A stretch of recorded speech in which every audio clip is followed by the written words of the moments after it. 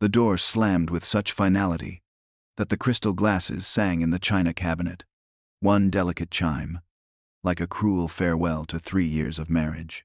Clara Whitmore pressed her back against the cold parlor wall, knuckles white around the crumpled medical report that had sealed her fate. Baron, her mother-in-law, Mrs. Abigail Whitmore, spat the word like poison. Steel gray hair yanked so tight it dragged her face into permanent disapproval. 3 years, Clara. 3 years. We've waited for an heir, and now Dr. Morrison confirms what we suspected all along. You're defective. Thomas Whitmore stood by the fireplace, staring into the flames as if answers lived there. The man who'd vowed to cherish her in sickness and in health couldn't even meet her eyes. Thomas! Clara's voice cracked. She reached for her husband, who felt miles away though he stood only feet from her. Please, we could. Could what? He turned at last. The cold in his blue eyes hit harder than any slap. Adopt some orphan and pretend it carries the Whitmore blood? Mother's right. This marriage was made with the understanding that you would provide children. You failed your only duty. Clara's hands trembled as she smoothed her dove-gray dress, a wedding trousseau gift that now felt like mourning clothes. I am still your wife, she whispered. No. Thomas crossed to his desk, drew out a leather pouch heavy with coins. You were my wife. As of this moment, you're nothing to this family. Take this. Consider it severance for your services. The morning train leaves at 7. Be on it. The pouch hit the Persian rug with a dull thud. 30 pieces of silver. Clara thought bitterly the price of a woman who couldn't fulfill a biological purpose. Where will she go? Abigail asked her son, as if Clara were already gone from the room. Not our concern, Mother. Clara straightened, finding a shard of a dignity she didn't know she had. She bent, took the money, pride was a luxury now, and walked to the staircase with measured steps. In the bedroom she'd occupied for 3 years, she packed methodically. 2 dresses, undergarments, her mother's Bible, a silver brush from her grandmother. The wedding gown in the wardrobe gleamed like an accusation. On impulse, she tore it down, crushing silk and lace into her valise.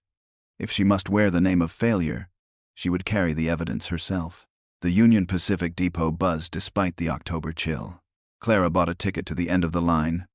Mercy's Bend, Wyoming territory, where she'd overheard men speak of new starts and hard work mattering more than the past.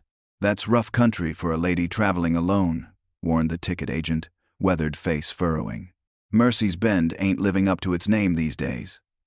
Then it's perfect for someone with no mercy left to lose, Clara said, taking the ticket.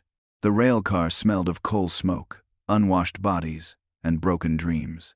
She took a window seat, reticule clutched like a shield, and watched Boston's cobblestones surrender to rolling hills, then endless plains. Miles slid by. Passengers stared curious, suspicious. A woman alone with a wedding ring and no husband invites stories. Clara kept her gaze on the horizon as green faded to gold, then to the burnt umber of the west. Days blurred.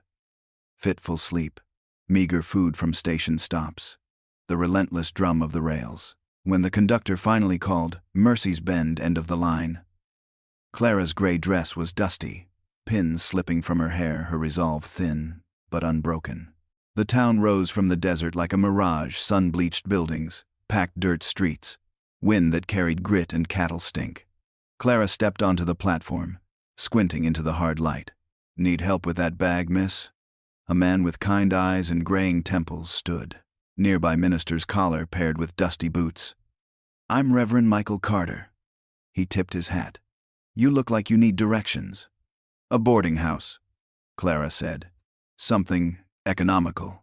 His gaze flicked over the wedding ring, the eastern cut of her traveling suit, the weariness clinging to her like dust. Miss Holloway runs a respectable place 2 streets over. Fair rates. No nonsense. Clara thanked him and walked through streets where cowboys, merchants, and painted women moved in the same economy of survival. Miss Holloway's boarding house stood apart from saloons and gambling dens, its white fence a defiant attempt at gentility. The door opened to Mrs. Eugenia Holloway, a battleship of a woman whose eyes missed nothing. You running from a husband or to one? She asked. Neither. Clara answered honestly. I'm looking for work and a clean room. Mrs. Holloway crossed her massive arms, her tone brisk, but not unkind. Rooms are $2 a week, paid in advance. No male visitors, no liquor, no laudanum. Break my rules, and you'll be bunking with the tumbleweeds. Clara carefully counted out coins from the leather pouch Thomas had tossed at her like trash. Understood, she said with quiet dignity. The room was small, an iron bed, a wash-hand basin, a single window overlooking the alley below. Clara sat on the thin mattress, finally allowing the crushing weight of her circumstances to settle. Cast off, barren, alone, a stranger at the very edge of the world. A knock interrupted her spiral of despair. Mrs. Holloway stood in the doorway holding a bundle of worn fabric. These belong to my daughter, the older woman said, her tone flat. She won't be needing them where she's gone. She offered no explanation, and Clara knew better than to ask. The bundle revealed 2 sturdy calico dresses, an apron, and a pair of boots built for survival rather than style. Clara ran her fingers over. The coarse fabric so different from the silks that once filled her Boston wardrobe. There's work at McCready's eatery, Mrs. Holloway continued. He needs someone to serve meals and scrub tables. The last girl ran off with a traveling merchant. You too proud for hard work? Clara's voice was steady, despite the tears threatening to rise. No, ma'am. I'll take it. The next morning, Clara donned the brown calico dress. The transformation was stark.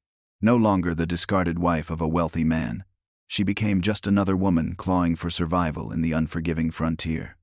Mr. Seamus McCready, a burly Irishman with hands like hams, looked her over skeptically. You ever waited tables before, miss? No, Clara admitted, but I learned quickly. His bushy brows furrowed. Work's rough, pays modest. Customers can be worse. You still interested? Clara lifted her chin. Yes. Then grab an apron and get to it. Breakfast rush is coming. Clara tied the apron tight and lifted a heavy coffee pot. Stepping into her new life. The eatery filled fast. Cowboys reeking of horse and sweat, miners with hollow eyes, merchants haggling between bites. Clara felt their stares curious, appraising, some openly crude. Her hands trembled as she poured coffee. Well, a cowboy drawled. Looks like McCready's hired himself a lady. Leave her be, Jake, his companion muttered. Can't you see she's quality? Quality, Jake laughed. Serving slop in Mercy's Bend? There's a story there. Clara ignored them, focusing on balancing plates of beans and bacon. By noon, her back screamed and her feet throbbed, but she hadn't dropped a single dish. That counted as victory. The days fell into a grueling rhythm. Rise before dawn, work until exhaustion blurred her vision, collapse into dreamless sleep. Respectable women in town kept their distance, whispering behind fans. A married woman, and with no husband, was neither widow nor wife, an unclassifiable scandal. Surprisingly, kindness came only from the saloon girls. Women's society had already cast out. A redhead named Scarlett winked one evening. Sugar, if you ever need anything, you come find us. Fallen women gotta stick together. Clara swallowed her pride and nodded. She wasn't fallen, she told herself, just discarded. Yet with each passing day, the difference mattered less. 3 weeks later, the horizon turned an eerie, swirling brown. A dust storm barreled toward Mercy's Bend like the wrath of an angry god. Clara was closing the shutters at the eatery when rough voices cut through the howling wind. Hey there, pretty thing. Why don't you come have a drink with us? 2 men staggered out of the storm, Carter and Briggs, notorious for their drunken groping and tempers. Clara's heart pounded. I need to return to the boarding house, she said, trying to slip past. Carter blocked her way, breath sour with whiskey. Now that ain't neighborly. We just want to be friendly. Please, let me pass. Clara's voice shook. Please, Briggs mocked, pitching his voice high. Hear that, Carter? She still thinks she's better than us. Carter lunged, his grimy hand closing like a vice around Clara's wrist. His grip was iron hard, bruising her delicate skin. Maybe, he hissed, we should teach the fine lady some real frontier manners. Clara's scream tore from her throat, but the roaring storm swallowed it whole, the wind carrying her cry into nothingness. Panic surged. She clawed at Carter's face, nails raking deep, desperation giving her strength. Carter cursed violently, tightening his hold. The storm's fury seemed to mock her helplessness.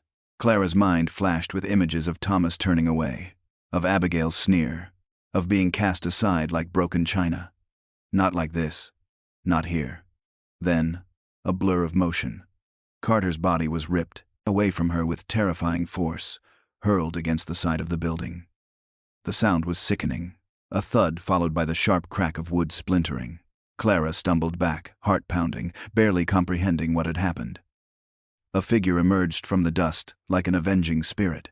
His long duster coat flapped wildly, his silhouette dark and imposing against the storm's chaos.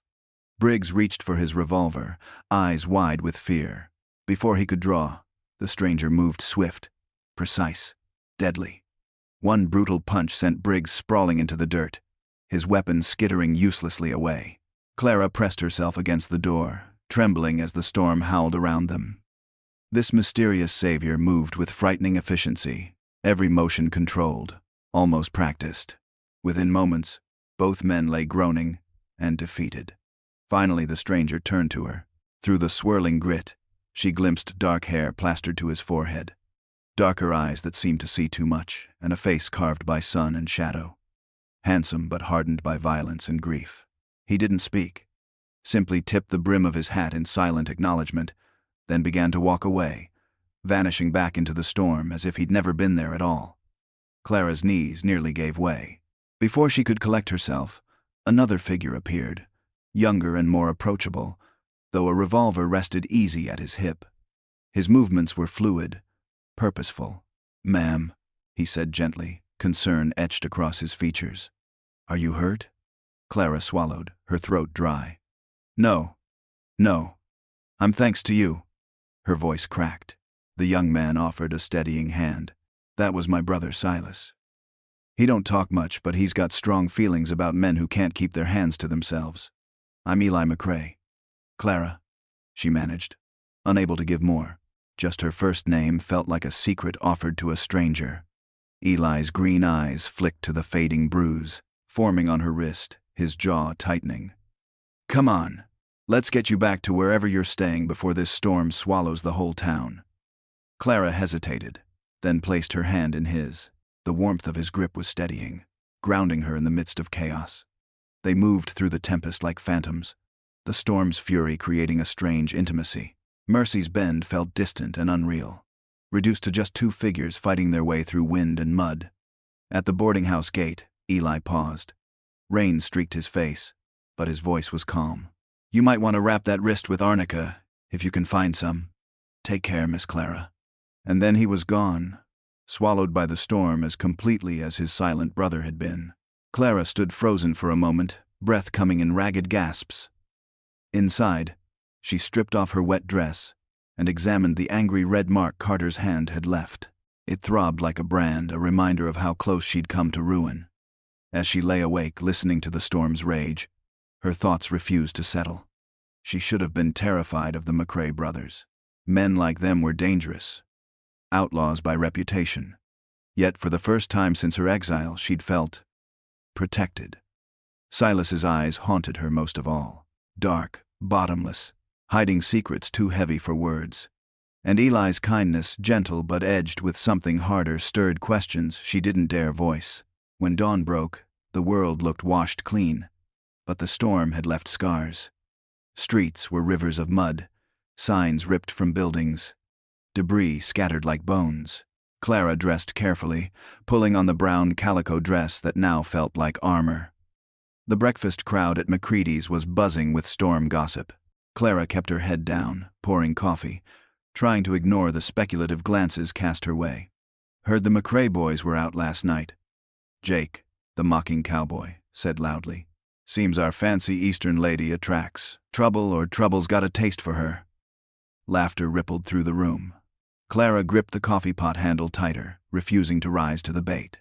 Silence, she'd learned, was safer than protest. Then the door chimed, and the room seemed to tilt. Eli McCrae stepped inside, scanning the crowd until his gaze locked on Clara. He removed his hat, revealing sun-lightened hair and striking green eyes. Clara's breath caught. In daylight, she saw the contrast between the brothers more clearly. Silas was shadow and danger. Eli was sunlight after a storm, approachable but no less powerful. He claimed a corner table, and Clara approached with practiced calm. "Morning, Miss Clara," he greeted warmly. "How's the wrist?" She was startled, he'd noticed. "It's well enough, thanks to you." She poured his coffee, forcing her hands not to tremble. Eli's gentle smile made her heart stutter, though she couldn't ignore the shadow of his silent brother in her thoughts. "Just Eli," he corrected with an easy smile. "No need for formality out here." He leaned forward slightly, lowering his voice so the whole room wouldn't hear. "And no thanks needed. My brother and I don't take kindly to men who forget their manners around women." Clara wanted to ask about Silas, about why he'd disappeared into the storm like a ghost. But Macready was watching her from behind the counter, hawk-eyed. She forced her tone neutral. "What can I get you to eat?" "Whatever you recommend," Eli said, handing her a coin. "I'm not particular." Clara brought him eggs, biscuits, and bacon, her gaze flicking up occasionally to study him as he ate. He had the roughness of a man who'd spent years on the range, but his table manners were unexpectedly careful, almost refined, as though a gentler life once lay behind his hardened exterior. When Eli finished, he reached into his vest and drew out a small cloth bag, sliding it across the table. "Almost forgot. Mrs. Holloway mentioned you hurt your wrist. This here's arnica and comfrey. Make a poultice with warm water, wrap it overnight. Should help." Clara froze, staring at the offering. In Boston, such a gift would have been scandalously forward. Here, she didn't know what rules applied. I couldn't possibly accept this." Eli's mouth curved into a slight smile. "It's medicine, not a marriage proposal. My brother and I gather herbs when we're out on the range. Comes in handy for all kinds of hurts." She accepted the bag, inhaling the earthy scent of dried leaves. "Your brother, Silas, is he all right? He left so suddenly that night." Something unreadable crossed Eli's face. "Silas keeps his own counsel. He did what needed doing and moved on. That's his way. But he was injured, wasn't he? The fight." Eli cut her off gently. "Would take more than those two sorry excuses for men to put a scratch on my brother. Don't worry, Miss Clara." He left payment on the table, including a generous tip. Clara tried and failed to refuse. Before leaving, he paused, serious now. "Be careful walking alone, especially after dark. Carter and Briggs aren't the forgiving type, and they've got friends." After he left, Clara found herself touching the little bag of herbs repeatedly, its presence oddly comforting. Yet a seed of unease had been planted. Della, the other waitress, noticed Clara's faraway look and snorted. "Setting your cap for the McRae boys, are you? Might want to think twice." Clara flushed. "I'm not, I don't intend." "Sure you don't." Della leaned closer, voice low. "Just so you know, those two got more blood on their hands than a Chicago slaughterhouse. Silas was a hired gun during the range wars. Fastest draw anyone's seen. Folks say he killed more men than he can count." Clara's breath caught. "And Eli?" "Eli played medic for the one Silas. Didn't kill clean," Della said with a dark laugh. "Don't let that polite smile fool you. They both got ghosts following him." Clara tried to reconcile this with what she'd witnessed the silent savior in the storm, the gentle man offering her medicine. Could killers also be protectors? Could violence and kindness live in the same soul? That night, Clara brewed the poultice as Eli had instructed. The warm, herbal scent filled her tiny room as she wrapped her bruised wrist. The pain eased, but her thoughts churned restlessly. What drove men like the McRaes to such violence? What horrors lay behind Silas's haunted eyes? And why did her own heart race when she thought of him, even as she feared him? Days slipped into a new rhythm. Eli appeared at the eatery every few days, always polite, always leaving those same generous tips. He never pressed for conversation, content with small talk about weather and cattle. Clara found herself looking for him, disappointment prickling when his corner table remained empty. Against her better judgment, his visits became a bright thread in her otherwise gray existence. The town gossip flowed like river water. Clara learned the brothers worked for the Bar J Ranch, living in a line shack far on the outskirts. Eli handled errands in town. Silas kept to himself. Rumors about Silas were wild and dark. Saw him put 3 bullets through a silver dollar at 50 paces, one cowboy boasted. Drunk as a skunk, and his hand never wavered. Heard he killed 20 men down in Lincoln County, another whispered. Maybe more. Clara tried to match these tales to the man who had wordlessly saved her life. She'd seen killers before, men in Boston who destroyed others with ledgers and laws. But Silas was different. Dangerous, yes, but there was something wounded in his silence. 2 weeks after the storm, Clara made a decision her former self would have found scandalous. On her day off, beneath a flawless blue sky, she packed a small basket. Bread, cheese, preserves. A simple thank you gift, or so she told herself. She rented a gentle horse from the livery, ignoring the stableman's raised brow. The path to the Bar J's line shack was rough and lonely, the horizon stretching endlessly ahead. Each hoofbeat matched the frantic pace of her thoughts. The shack appeared at last, nestled among a cluster of cottonwoods by a small creek. Smoke rose from the chimney. Horses grazed lazily in a rough corral. Clara's heart pounded as she dismounted, clutching the basket. She was about to cross a line she could never uncross. Clara hesitated at the edge of the clearing, the basket trembling slightly in her hands. She almost turned back, almost fled to the safety of anonymity, but before she could, the shack door creaked open. Eli emerged first, his expression weary, his shirt sleeves rolled up, revealing tanned forearms corded with muscle. When he saw Clara, his face shifted from surprise to something softer, warmer. "Miss Clara?" His voice held both delight and concern. "Is everything all right?" Clara's throat tightened. "Yes. She held up the basket like a shield. "I wanted to thank you. For the herbs. They helped more than you know." Eli's gaze flicked to the basket, then back to her face, his green eyes full of questions. "That's very kind of you. But you didn't need to ride all the way out here." "I wanted to," she said simply, the truth in her voice startling even herself.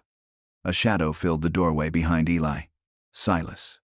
He wore worn trousers and an undershirt that clung to his broad frame, revealing a map of scars etched across his chest and arms. His dark hair was unkempt, his face unshaven.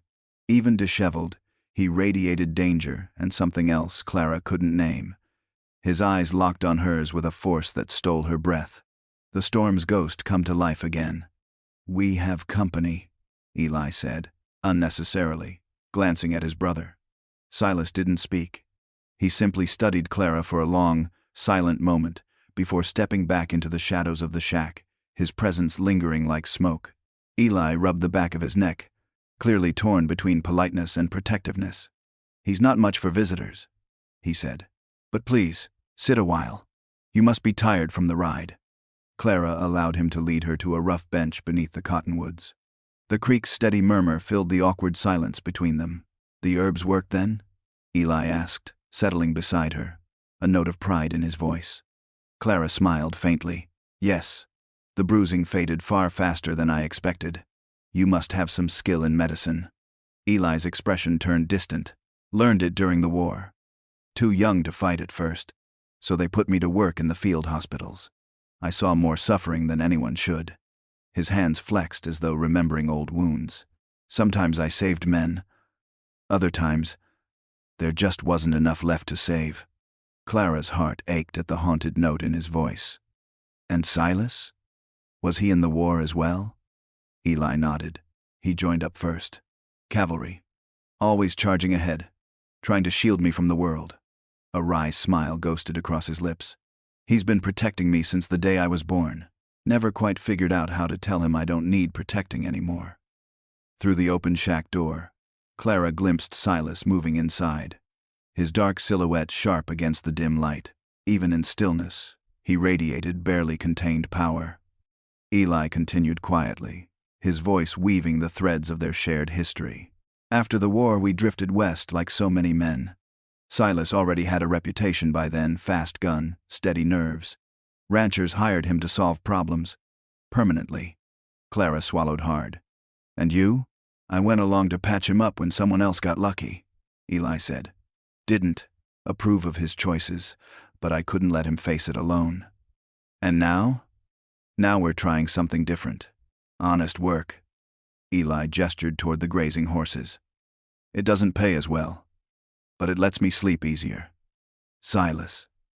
His voice faltered. He still has demons. As if summoned by his name, Silas appeared in the doorway again. This time, he carried 2 tin cups of coffee.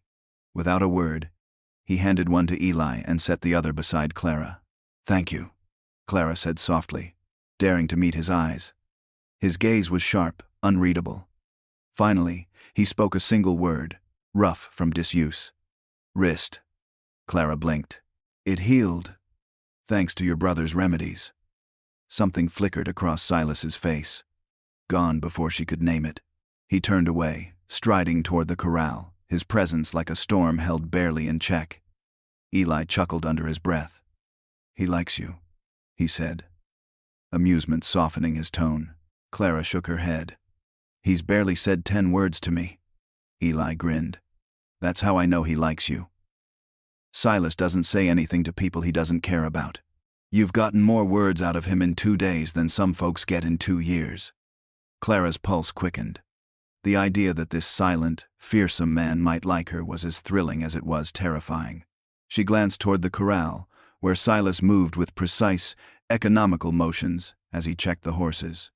They sat quietly, sipping coffee while the sun climbed higher. Clara knew she should leave soon. The longer she stayed, the more tongues would wag if someone saw her here, but part of her wanted to linger, to see what might happen if she crossed even further into scandal. Finally, she asked, May I ask you something personal? Of course, Eli said, though his tone was cautious. Clara's voice trembled, but she forced the words out. That day in the storm, why did you help me? You didn't know me. You owed me nothing. Eli's gaze shifted toward his brother, then back to Clara. Maybe because we've seen too much hurt in this world. Maybe because a man gets tired of breaking things and wants to remember how to protect something instead. His green eyes met hers, intense and searching. Or maybe because Silas took one look at you, standing there scared but refusing to back down, and saw something worth saving. Clara's breath caught. Before she could respond, the rhythmic thud of approaching hooves broke the fragile moment. Eli was on his feet instantly, tension radiating from him like heat. Silas appeared at his side in seconds, strapping on his gun belt with a smooth, practiced motion that sent a chill down Clara's spine. 3 riders emerged through the cottonwoods. Bar J ranch hands by the look of them, but the man in front wore a sheriff's star pinned to his vest. His face was weathered, his eyes sharp and assessing. Easy, boys, the sheriff said, raising a calming hand as he dismounted. Just making rounds. His gaze landed on Clara, eyebrows rising. Ma'am, didn't expect to see a lady out here. Eli's voice was smooth, practiced. Miss Clara was just leaving. She brought some preserves to thank us for helping her in town. The sheriff's eyes narrowed slightly. That would be the dust-up with Carter and Briggs I've been hearing about. His tone turned stern. Those 2 have been making noise about evening the score. Silas's voice was a low growl. Let them come. That, the sheriff snapped, is exactly the kind of talk I don't want to hear. You boys are doing good, keeping to ranch work, staying out of trouble. Don't let fools like Carter drag you back into old habits. He tipped his hat toward Clara. Ma'am, might be best if you headed back to town. Ain't proper for you to be out here unchaperoned. Clara's face burned with embarrassment, but she rose with dignity, smoothing her skirts. Of course. Thank you for the coffee. Eli walked her to her horse, his hand gentle as he helped her mount. His voice was low, meant only for her. I'm sorry about that. Daniels means well, but he's firm about his rules. Clara's eyes softened. He's right, though. I shouldn't have come. Eli's gaze locked on hers, warm but full of longing. I'm glad you did. It's been a long time since anyone thought to bring us something out of kindness. Clara rode away with her heart pounding, glancing back once to see the brothers standing side by side. Eli's hand rested on Silas's shoulder as if restraining him, their figures stark against the bright sky. By the time she reached the boarding house, her thoughts were a whirlwind of guilt and desire. Mrs. Holloway was waiting in the parlor, arms crossed, face stern. "Sheriff Daniels stopped by," she said without preamble. "Told me exactly where you've been." Clara's heart plummeted. "I can explain." Mrs. Holloway cut her off. "Girl, I understand loneliness better than most. But those McCrae boys? They're complicated trouble. Men like that got violence carved into their bones." Clara lifted her chin, defiant, despite the heat in her cheeks. "They helped me. I just wanted to thank them." Mrs. Holloway sighed, her sternness softening slightly. "I know, child. Just be careful. Hearts break easy out here, and when they break, they take lives down with them." That night, Clara lay in bed staring at the ceiling, Mrs. Holloway's warning echoing in her ears. But her mind kept drifting to Silas's haunted eyes and Eli's gentle hands, and the way they'd both looked at her, as though she were something precious in a world intent on breaking everything. Clara tossed and turned as the night wore on. When sleep finally came, it was fevered and restless, filled with visions of Silas's scarred hands and Eli's warm smile. She woke, before dawn, her body aching with unspoken desires and unshed tears. Days passed in a haze of routine. She worked tirelessly at the eatery, forcing her face into neutrality as customers whispered and speculated. The smallest glance at Eli's corner table sent her heart soaring, only to plunge when Silas's shadow crossed her thoughts. Rumors about Carter and Briggs's growing anger buzzed through town like hornets. They'd been humiliated, and Mercy's Bend had a long memory for grudges. Clara walked with her head high, but unease clung to her. Every creak of a saloon door, every footstep behind her on the dark street, set her nerves jangling. One evening, the air grew heavy and electric, the sky turning an ominous greenish-black. Clara recognized the signs. Another storm was coming, worse than the last. McCready frowned, peering out the window. "Best stay here tonight, girl. Won't be safe trying to make it back to the boarding house when this breaks." Clara's stomach knotted. The thought of being trapped alone with McCready made her uneasy. He'd been sampling his whiskey supply all afternoon, his voice louder and his hands clumsier as the hours passed. Before she could answer, the door burst open, wind howling behind it. Silas filled the doorway, water streaming from his duster, eyes sharp as lightning. He scanned the room, found Clara instantly. "Storm's about to break hard," he said, his deep voice carrying over the wind. "Eli sent me to make sure you're safe." McCready staggered forward, whiskey brave. "She's plenty safe here with me." Silas's gaze cut to McCready, cold and dangerous. "That so?" His hand drifted near his gun, subtle but unmistakable. Maybe Miss Clara should decide that for herself. Clara's heart pounded. She trusted McCready about as much as she trusted Carter and Briggs not at all. I think I should leave. The boarding house is safer." "Too late for that," Silas said, already moving toward her. "There's closer shelter, if you'll trust me." The words hung between them like a challenge. Trust him? This man with blood on his hands and darkness in his eyes? Clara's answer came without hesitation. Yes. McCready's protest died under Silas's sharp glare. Even whiskey couldn't embolden him further. He stepped back, muttering curses as Clara followed Silas into the raging storm. Rain lashed like needles, soaking her dress in seconds. Silas took her arm, steady and sure, guiding her through streets already turning to rivers of mud. Clara couldn't see more than a few feet ahead. Trusting him completely, he led her not to the boarding house, but to a small stable on the edge of town. Inside it was warm and dry, lantern light flickering over hay bales and the gentle shapes of horses. "Had this ready," Silas said simply, shrugging off his soaked duster and draping it around Clara's trembling shoulders. "You're soaked through." Clara hesitated, painfully aware they were alone. That propriety was already in tatters. But the storm outside and the heat of his coat around her left no room for second thoughts. "Thank you," she whispered. Silas busied himself with the horses, giving her a moment to wring out her hair and regain some composure. When he turned back, he'd spread fresh hay in a clean stall, the lantern casting a golden glow over the space. "Best we can do for now," he said, his voice low, almost intimate. Clara sank onto the hay, pulling his coat tighter. It smelled of leather, smoke, and something uniquely him. "I don't know what I was thinking," she confessed. "Trying to work through this storm." Silas crouched across from her, his movements careful, like a man who knew the danger of being too close. "You were thinking you needed the wages. Nothing wrong with that." The wind howled, rattling the stable walls. The world outside felt distant, unreal. Inside, only the two of them existed. Clara's breath came fast, ragged. "Why do you avoid people, Silas? Even when you saved me, you didn't stay." His jaw tightened. For a long moment, he said nothing. Then, "Words make things complicated. Actions are cleaner. Some things need words," Clara said softly. "Like explaining why you came for me tonight." His eyes burned into hers. "Maybe I shouldn't have. But you did. Because you—" His voice broke. He turned away, fists clenching. "Because when I think of you, I forget all the reasons I should stay away."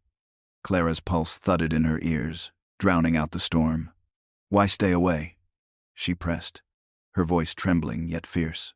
"Because of what you've done?" Silas's dark eyes flicked to her face, tortured and unyielding. "Because I'm a man you should fear." Clara lifted her chin, defiant. "I've dined with men who destroyed lives with signatures and lies. At least you face your enemies openly." His breath caught. "That's a dangerous way to think, Clara." "So is living half a life." Her voice cracked, the rawness of her heart spilling into the words. "When Thomas told me I was barren, when he cast me out like broken furniture, something inside me died that day. I've been walking and breathing, but not living. Not until—" she faltered, heat flooding her cheeks. "Until you." The admission hung in the charged air. Silas stared at her like a man staring into a fire he couldn't control. "You don't understand what you're asking," he rasped. "If I let myself touch you, want you, it'll ruin us both." Clara crawled across the hay, the lantern's light painting her hair in molten gold. She reached for his scarred hands, wrapping them in her own. "Maybe we're already ruined. Maybe this is the only thing that makes us whole." A low, guttural sound tore from Silas's throat. In one swift motion, he pulled her against him, his mouth crashing onto hers. The kiss was nothing like the chaste pecks of her marriage. It was raw, desperate, claiming. Silas's hands roamed her back, trembling with restraint even as hunger drove him forward.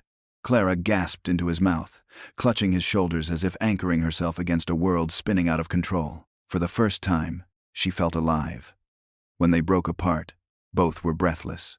Silas pressed his forehead to hers, his voice hoarse. "This can't happen again." "Why?" Clara's whisper was ragged, full of longing. "Because of Eli?" The name landed between them like a strike of lightning. Silas flinched, his control fraying. "He cares for you. Talks about you every night by the fire. Says your name like it's the first good thing he's ever known." Clara's chest constricted. "And you? What do you see when you look at me?" Silas's jaw worked as though the words pained him. "Everything I shouldn't want. Everything I can't have." Clara's eyes filled with tears. "What if I want to be wanted? What if I'm tired of being discarded?" His hands gripped her arms, almost bruising. "You think I want to pass on this poison in my blood? You being barren isn't a curse. Clara, it's mercy. Mercy for children who'd never have to grow up like me." Clara shook her head fiercely. "You're not poison, Silas. You're a man who's been hurt too deeply, too young. And you've spent your life bleeding on everyone around you." His breath shuddered. "And what happens when I bleed on you?" "Then we bleed together," she said simply.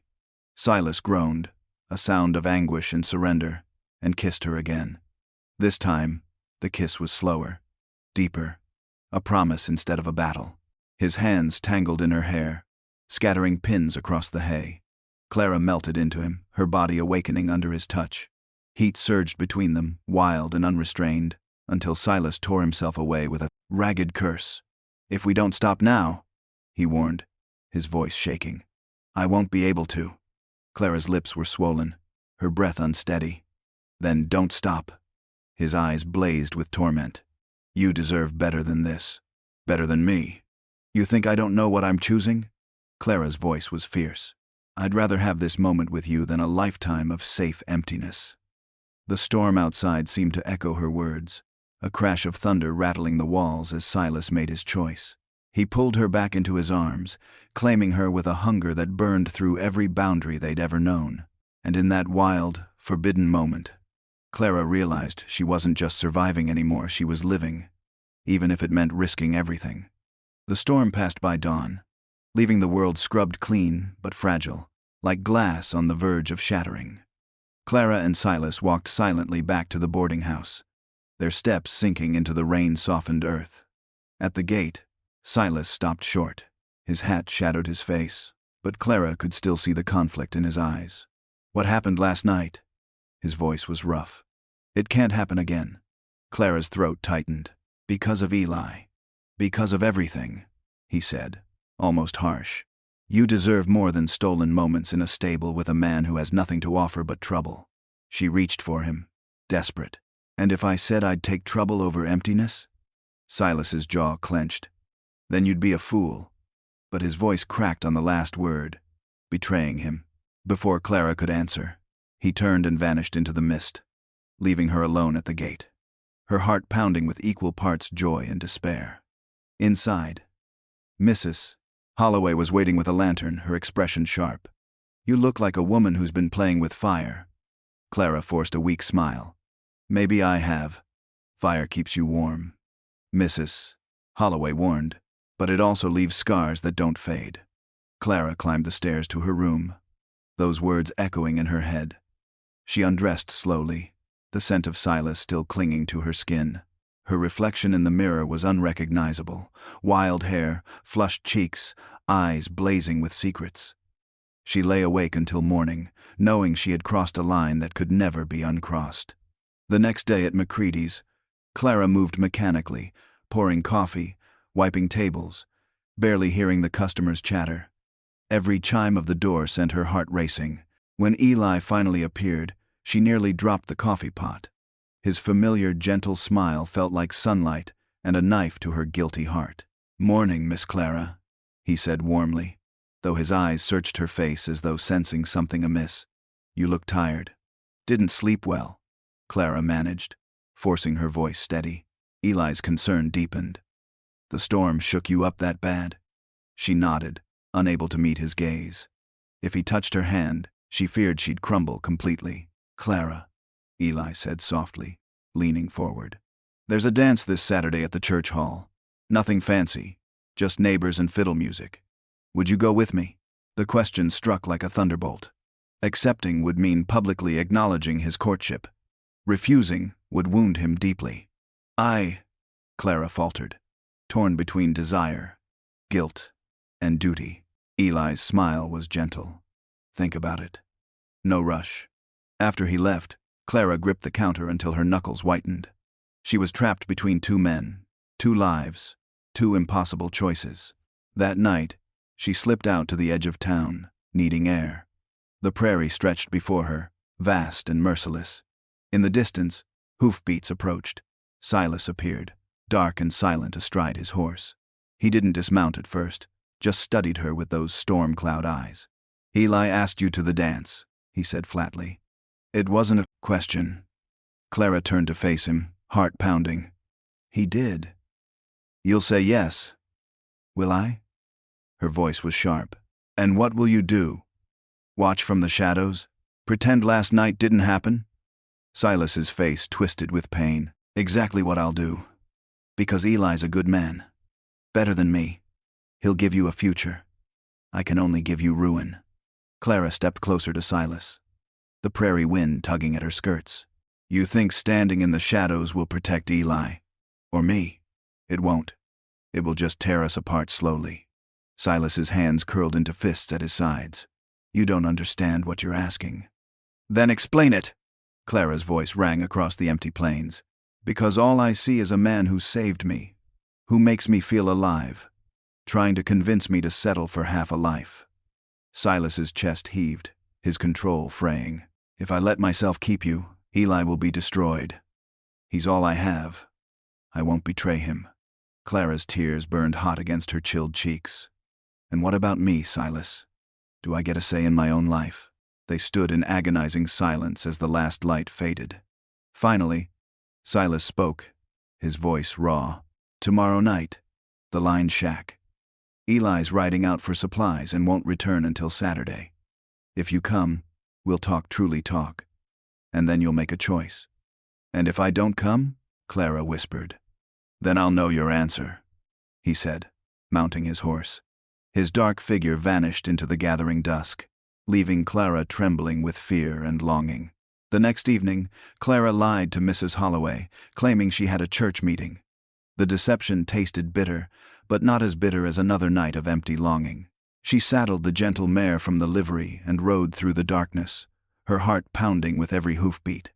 The line shack glowed like a lone star in the vast night. Silas stood in the doorway when she arrived, hair damp as if he'd washed in the creek, his shirt clinging to his powerful frame. You came. Did you think I wouldn't? Clara dismounted, her voice trembling. He stepped aside, letting her enter. The shack was humble but warm, the smell of coffee and wood smoke mingling in the air. A single lantern illuminated the rough table where a bottle of whiskey and 2 glasses waited. Sit, Silas said. His tone was careful, controlled, as though one wrong move would shatter everything between them. Clara sat across from him, folding her hands tightly in her lap. Then talk. Silas poured whiskey into the glasses, pushing one toward her. Eli and I have shared everything since childhood. Food when there wasn't enough. Danger when it came calling. The only thing we've never shared is a woman. Clara flinched at his bluntness. I am not a thing to be shared or owned. I know, he said, his voice softening. But you're also the one thing that could tear us apart. Clara's heartbeat roared in her ears. What if it didn't have to? Silas stared at her, stunned. What are you saying? Clara's hands shook, but she forced the words out. I care for both of you. Differently, but deeply. Eli's kindness. Your strength. I can't choose between you. The shack went silent, the truth hanging heavy in the air. Even the storm outside seemed to pause, listening. Do you have any idea what this town would do if they knew? Silas demanded. The names they'd call you? The danger it would bring? I've been judged my whole life, Clara said fiercely. I followed every rule, kept every propriety. And where did it get me? Cast out, humiliated, alone.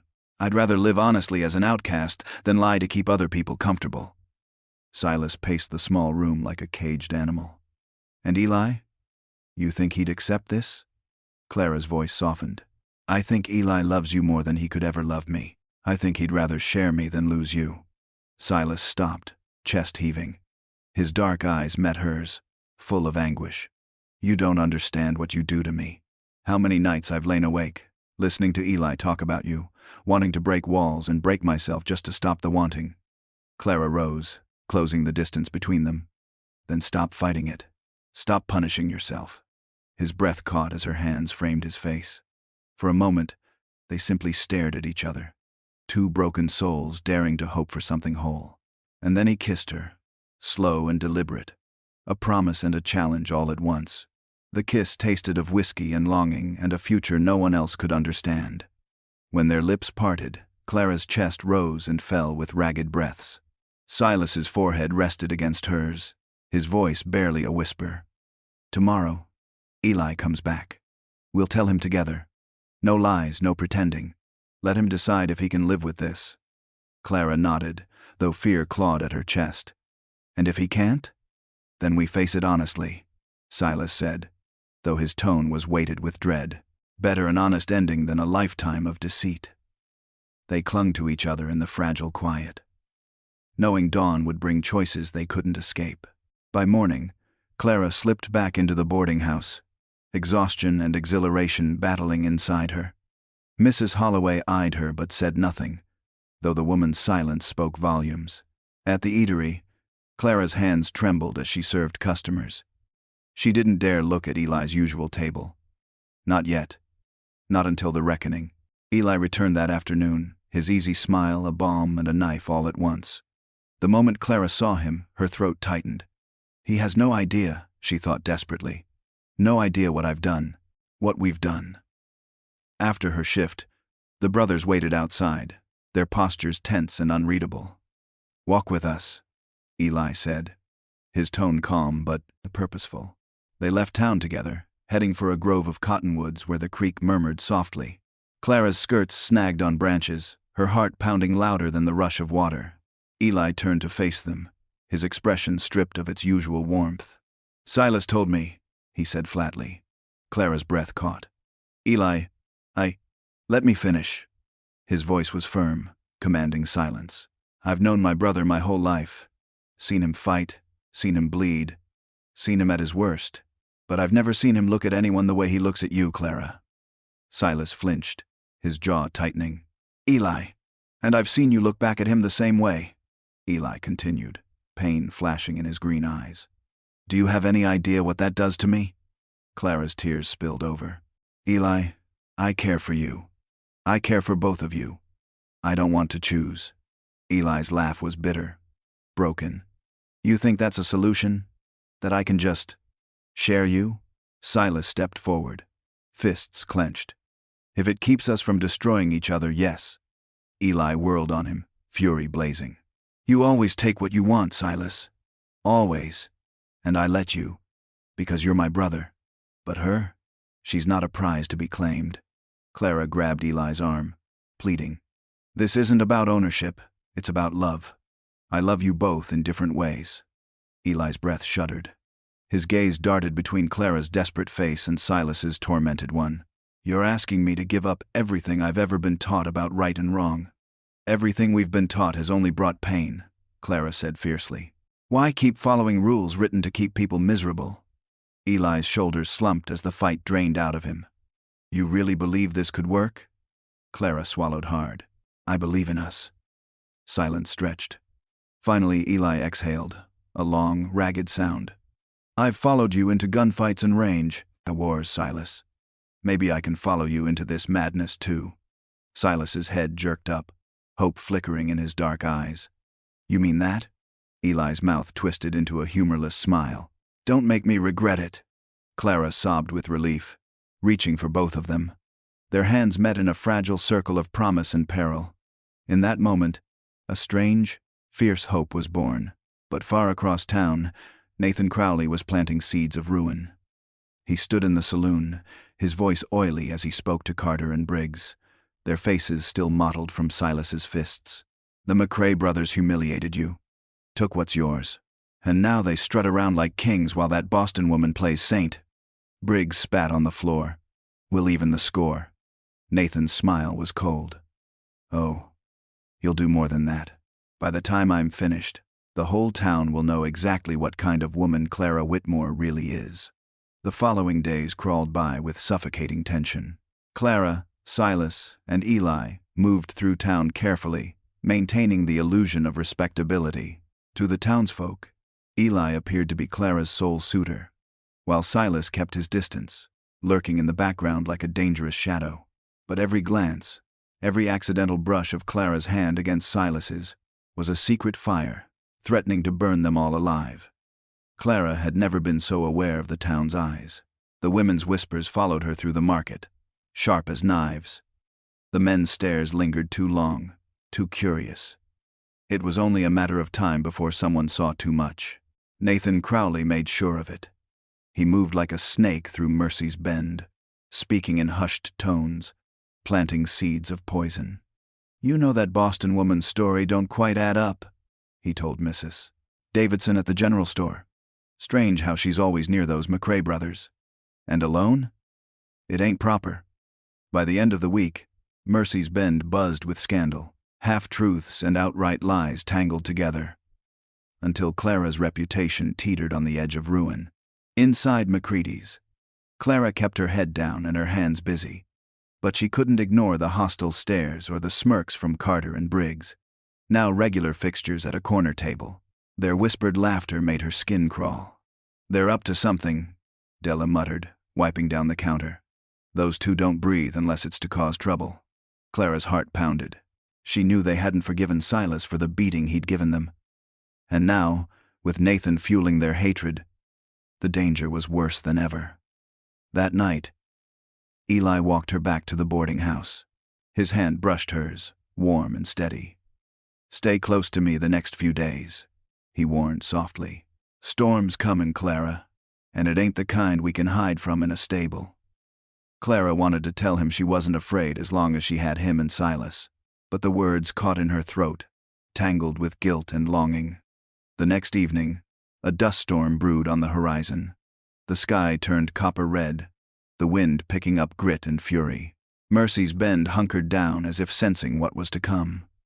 Clara was closing the eatery when the door creaked open. She turned, expecting Eli or Silas, and froze. Carter stood there, grinning, with Briggs looming behind him. "Evening, pretty thing," Carter drawled, his breath sour with whiskey. "Heard you were closing up. Thought we'd keep you company." Clara backed toward the counter, her pulse hammering. "Leave. Now." Briggs laughed, a low, ugly sound. "Don't be like that. We just want to talk." "Your kind of talk comes with bruises," Clara spat, gripping a heavy iron skillet behind her back. "Get out." Carter's grin widened. "Or what? Your McCrae boy's gonna swoop in and save you again?" The door slammed open with a force that rattled the windows. Silas filled the doorway, his duster, whipping like a dark banner. His eyes were two burning coals of fury. "They won't get the chance," Silas said, his voice lethal in its calmness. "Step away from her." Carter's bravado faltered, but Briggs sneered. "Ain't your business, McCrae. This is between us and the lady." Silas's hand hovered near his gun. "You touch her, you die. Simple as that." The room held its breath. Then Briggs made a mistake. He reached for his pistol. Silas moved faster than sight. The crack of his gunshot split the air, Briggs's weapon flying from his hand as he crumpled to the floor, clutching a bleeding shoulder. Carter lunged at Clara, grabbing her wrist in a bruising grip. She screamed, struggling as the iron skillet fell from her grasp. Eli burst through the back door, his gun drawn. "Let her go, Carter!" For a heartbeat, the world froze. Clara caught between two violent forces, the storm howling outside like a living thing. Carter snarled and shoved Clara toward Eli, then bolted for the door. Silas fired, the bullet missing by inches as Carter vanished into the storm. Clara collapsed against Eli, sobbing. Silas stood over Briggs, his chest heaving, his eyes black with rage. "He lives," Silas said coldly. "For now." Eli's jaw clenched. "We need to get Clara out of here. Crowley will twist this, make it look like we started the fight." Silas nodded, scooping Clara into his arms with a gentleness that belied his bloody hands. "Then let's get ahead of him, before the whole town turns against us."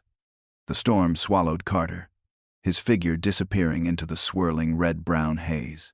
Silas's jaw clenched, frustration radiating from him like heat. "He'll come back," he growled. "And next time, he won't run." Eli tightened his grip on Clara's trembling shoulders. "We can't focus on revenge right now. We have to get her somewhere safe." Clara's voice was barely audible. "Nathan Crowley.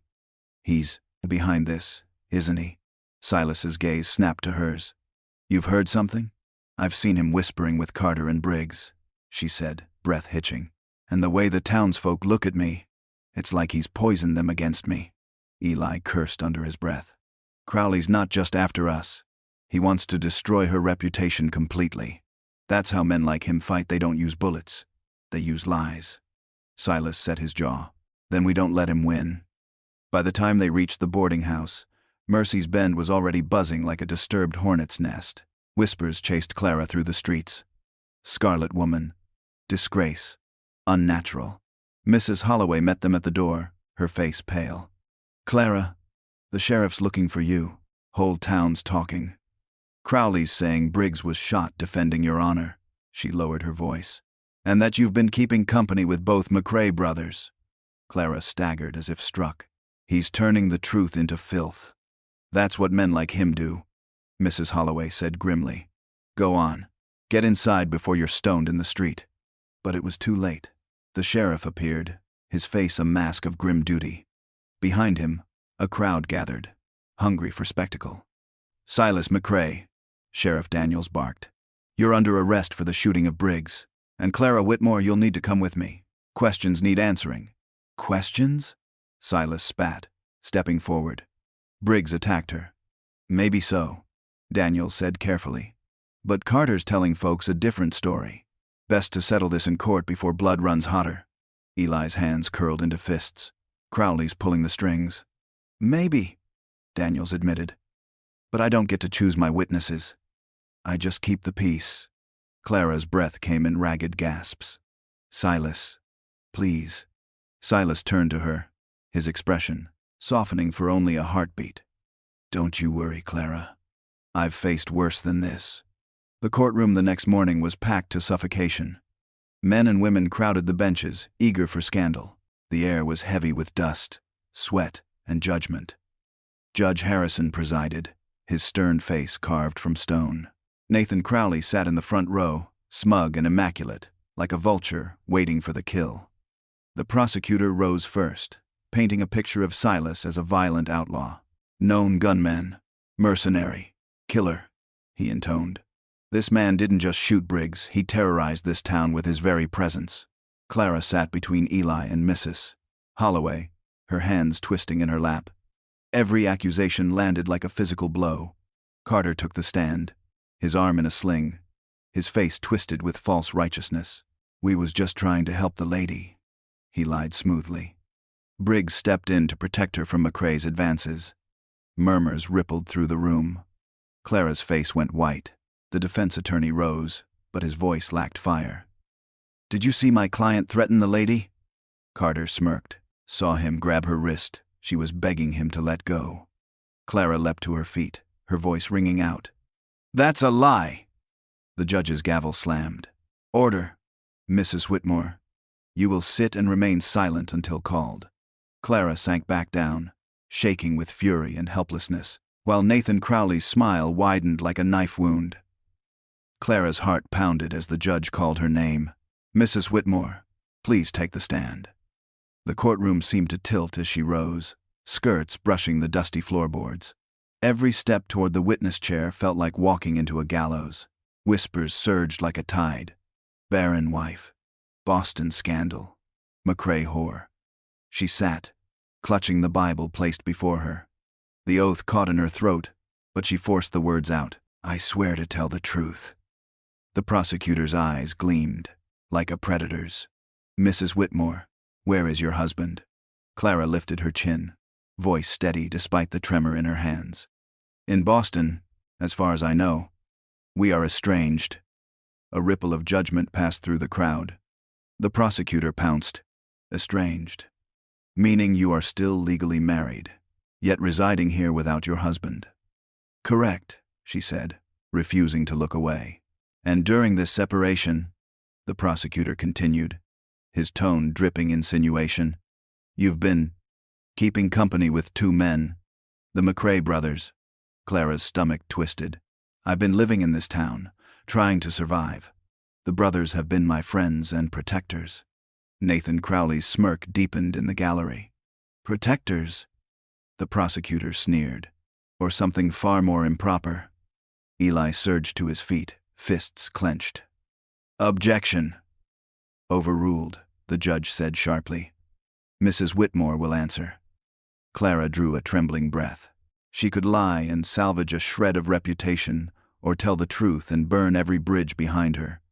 No more lies, she thought fiercely. No more hiding. "I love them," she said clearly, her voice cutting through the room like a whip crack. "Both of them." Gasps erupted. Women clutched their pearls. Men muttered in outrage. The judge's gavel slammed for order. "Clarify," the prosecutor demanded, his face alight with vicious triumph. "You claim to love both brothers?" "I do," Clara said, her eyes blazing. "I found a family with them, a family built on care and loyalty, not on society's narrow rules." The crowd exploded again, the room a chaos of shouts and condemnation. Nathan's face gleamed with dark satisfaction. His trap had sprung perfectly.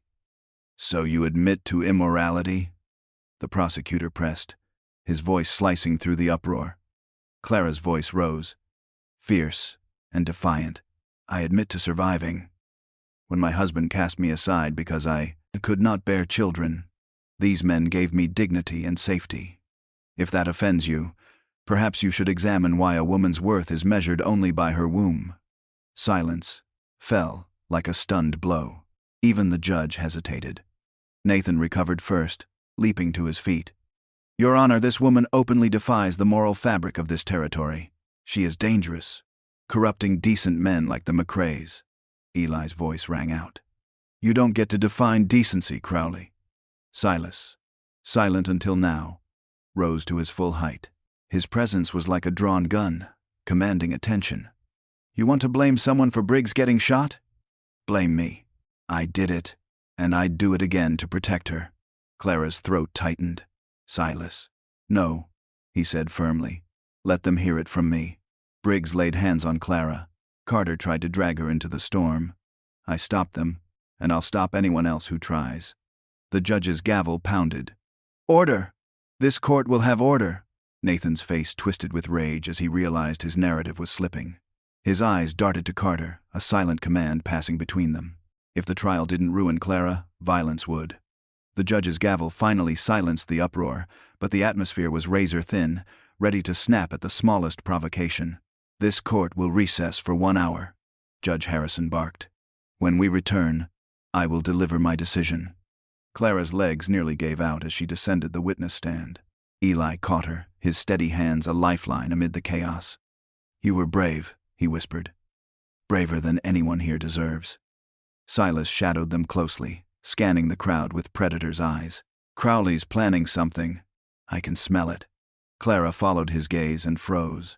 Nathan was speaking quietly with Carter, who had slipped back into the room like a snake through grass. Their expressions were dark, purposeful. He's not done yet, Clara murmured, dread curling in her gut. Outside, the crowd spilled into the street, voices rising with speculation and fury. Shameful woman, McCray trash. Protect her? Or run her out of town? Mrs. Holloway pushed through the mob, fierce and protective. Clara, come with me. You'll stay in my parlor until this is over. Clara shook her head. No, if this ends today, I need to be there. Eli's hand tightened on hers. Then, we stay together, always. Silas scanned the rooftops, the alleys, every shadow. His instincts screamed danger. Keep moving, he ordered, his voice low and sharp. Crowley's not the type to lose gracefully. At the far edge of the crowd, Carter slipped a revolver from beneath his coat, his face twisted with hatred. For Briggs, he muttered. For everything. Nathan's voice was a hiss. Make it look like chaos. The law can't hang a ghost. Back inside, the judge returned to his bench, his expression grim. This has been a difficult case. While Silas McCray acted with violence, the testimony suggests provocation. Briggs will live, thanks to quick medical attention. Clara gripped Eli's arm so tightly it hurt. Please, let this be mercy, she prayed silently. However, the judge continued, this town cannot ignore the impropriety revealed here today. His eyes bored into Clara. Mrs. Whitmore, you have skirted dangerously close to public indecency. Consider this your only warning. Nathan surged to his feet. Outrage feigned to perfection. Your Honor, this is unacceptable. She should be cast out. A single gunshot shattered the room. Screams erupted as chaos exploded. Clara was yanked to the floor by Eli just as a second shot splintered the judge's podium. Silas dove for his weapon, his movements a blur of deadly precision. Get Clara out, he roared. Carter stood near the doorway, revolver smoking, eyes wild. You ruined everything, he screamed, firing wildly into the panicked crowd. Nathan ducked behind a table, his plan collapsing into bloodshed. Kill them both, he shrieked. Finish it. Silas fired once, his bullet slamming into Carter's chest.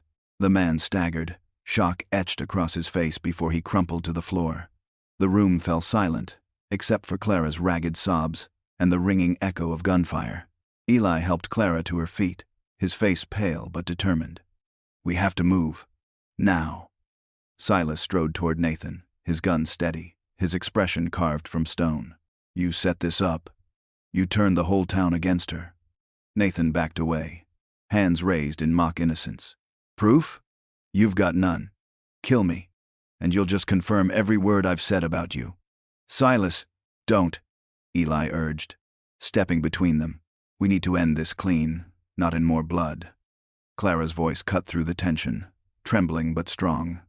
Nathan Crowley, you've done everything to destroy me. You called me names, turned neighbors into enemies, sent men to hurt me, but you'll never take my truth. I love them, and that will burn brighter than your lies. Nathan's sneer faltered as the crowd, newly emboldened, began to murmur not with hatred, but with something closer to shame. Sheriff Daniels pushed through the door, his deputies in tow. Crowley, you're under arrest for inciting violence and conspiracy. Carter's dead, Briggs is talking, and the game's over. The crowd parted like water around Sheriff Daniels and his deputies. His weathered face was grim but resolute as he surveyed the chaos. A dead man, a wounded judge, and a room thick with smoke and fear. Get Briggs into custody, he barked. And someone see to the judge. Deputies hauled Nathan Crowley to his feet, his smug veneer cracked at last. You think you've won? He hissed at Clara. This town will never forgive you. Clara stared at him, her voice calm and icy. I don't need their forgiveness, Nathan. I never did. Silas's hand flexed on his revolver. The urge to end Nathan's life burned like wildfire in his veins. But Eli's steady gaze anchored him. Don't, Eli said quietly. If you pull that trigger, he wins. With a snarl, Silas holstered his weapon. Take him away, he growled, before I change my mind. The deputies dragged Nathan from the room, his curses echoing down the hall. The crowd slowly began to disperse, some faces ashamed, others still seething with judgment. Mrs. Holloway approached Clara, placing a firm hand on her shoulder. Girl, you've got more grit than any man in this town, but grit don't stop tongues from wagging. Clara's shoulders sagged. They'll never see us as anything but scandal. Then stop caring what they see, Mrs. Holloway advised. You want a life? Build it somewhere new. Outside the courthouse, the street was eerily quiet. The earlier fury burned out like a storm passing. Silas scanned the horizon, every muscle taut. We can't stay here. Crowley's friends will be out for blood. Eli nodded, his expression firm. We've got a month before the law forces us out anyway. We use that time to prepare. Clara's heart twisted. Leave. Mercy's Bend? After everything? Silas turned to her, his dark eyes softening. Clara, this place was never home. It was just where we met you. Clara swallowed hard. Where would we go? Somewhere no one knows our names, Eli said. Somewhere the past can't follow. Clara looked between them, seeing the hope and fear mirrored in their faces. Then we go together, always. For the next weeks, the trio moved like ghosts through Mercy's Bend. Clara packed her few belongings, dresses, her mother's Bible, the silver brush that had been her grandmother's. The wedding dress stayed behind, a relic of a life she'd buried. Silas sold his horse to raise travel money, while Eli secured supplies quietly through Mrs. Holloway's discreet network. The older woman never asked questions, only slipped them packages and hard-earned advice. The town remained divided. Some whispered apologies to Clara in passing. Others spat at her feet. No one spoke openly in defense of the McRaes, though a few women left flowers on Clara's porch at night, a silent gesture of solidarity. On their final morning, Clara stood in the boarding house doorway, taking one last look at Mercy's Bend. The sun painted the town gold, hiding its ugliness for a fleeting moment. Mrs. Holloway hugged her fiercely. Go live a life worth all this trouble, girl. Don't let the bastards win. Clara's throat tightened. Thank you for everything. They rode out at dawn, the wagon creaking beneath their few possessions. Clara sat between Eli and Silas, her hands clasped with theirs. Behind them, Mercy's Bend faded into the morning mist. The trail was long and rough, but the farther they traveled, the lighter Clara's heart became. Each mile was a step away from judgment, toward freedom. At night, they camped beneath the stars. Eli played his guitar softly, the melodies weaving dreams of hope. Silas kept watch, silent and vigilant, but his eyes softened when they met Clara's. One evening, Clara leaned against Silas's shoulder while Eli stirred the campfire stew. "Do you ever wonder," she murmured, "if we're chasing something impossible?" Silas kissed her hair, his voice low. "Every damn day, but you're worth the chase." Eli smiled at them both. "We'll make our own rules, our own life. No one gets to define us but us." Clara closed her eyes, listening to the fire crackle, the horses breathe, and the steady rhythm of two hearts beating beside hers. For the first time in years, she felt truly alive. Somewhere far behind them, Nathan Crowley sat in a jail cell, plotting vengeance.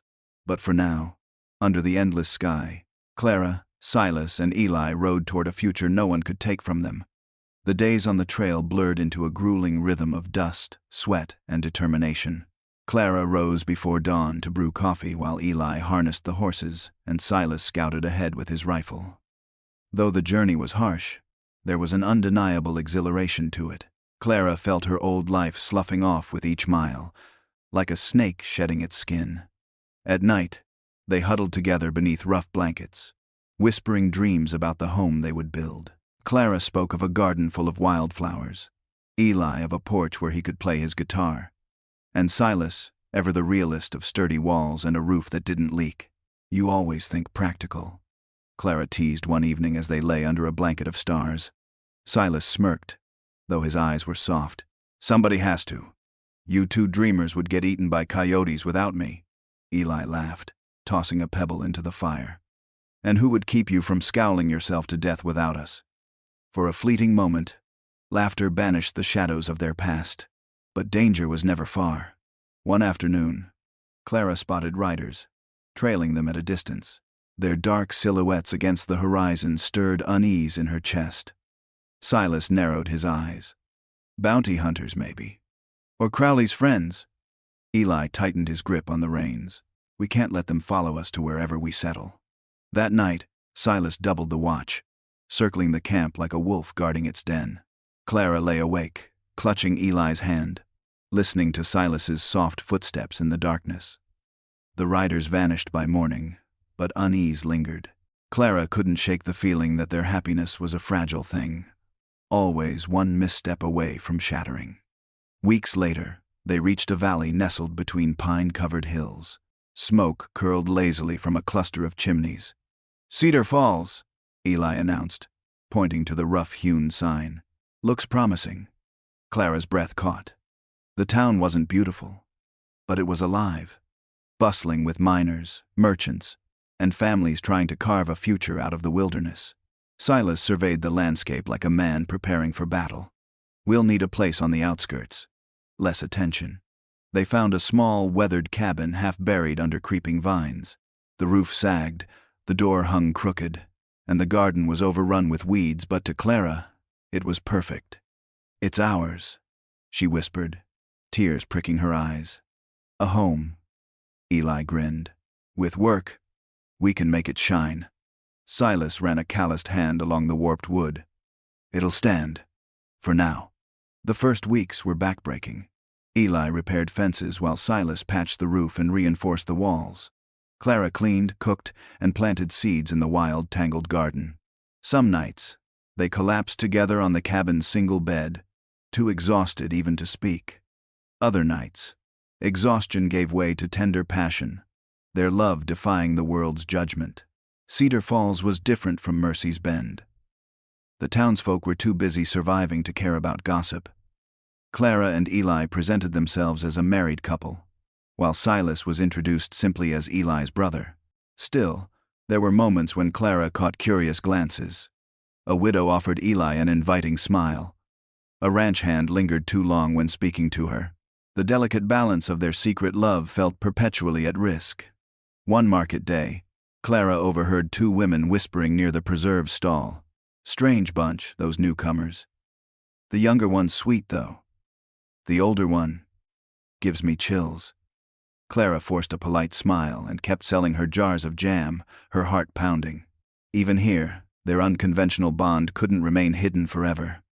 Eli noticed her tension that night, as they shelled beans by the fire. "We'll be fine," he promised. "We just have to stay careful." Silas, sharpening his knife in the corner, grunted. "Careful only lasts until someone decides to be nosy.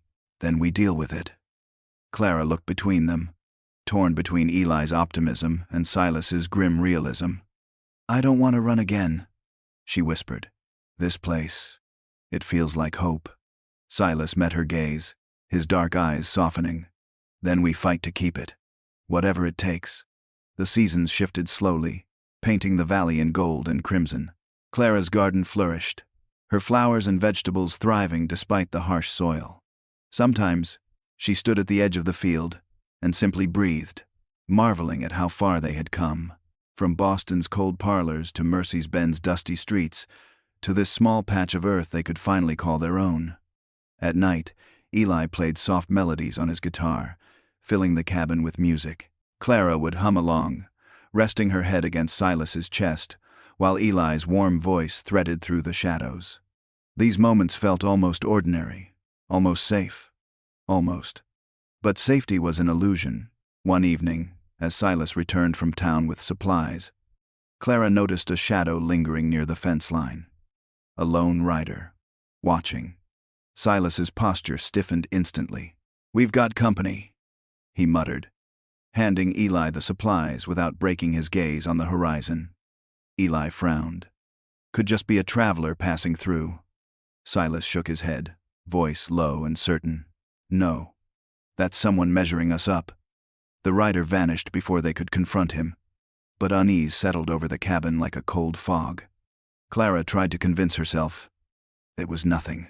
Yet that night, she dreamed of Mercy's Bend, of Nathan Crowley's sneer and Carter's gunfire, and woke with a scream caught in her throat. Silas gathered her close, murmuring rough reassurances. "You're safe.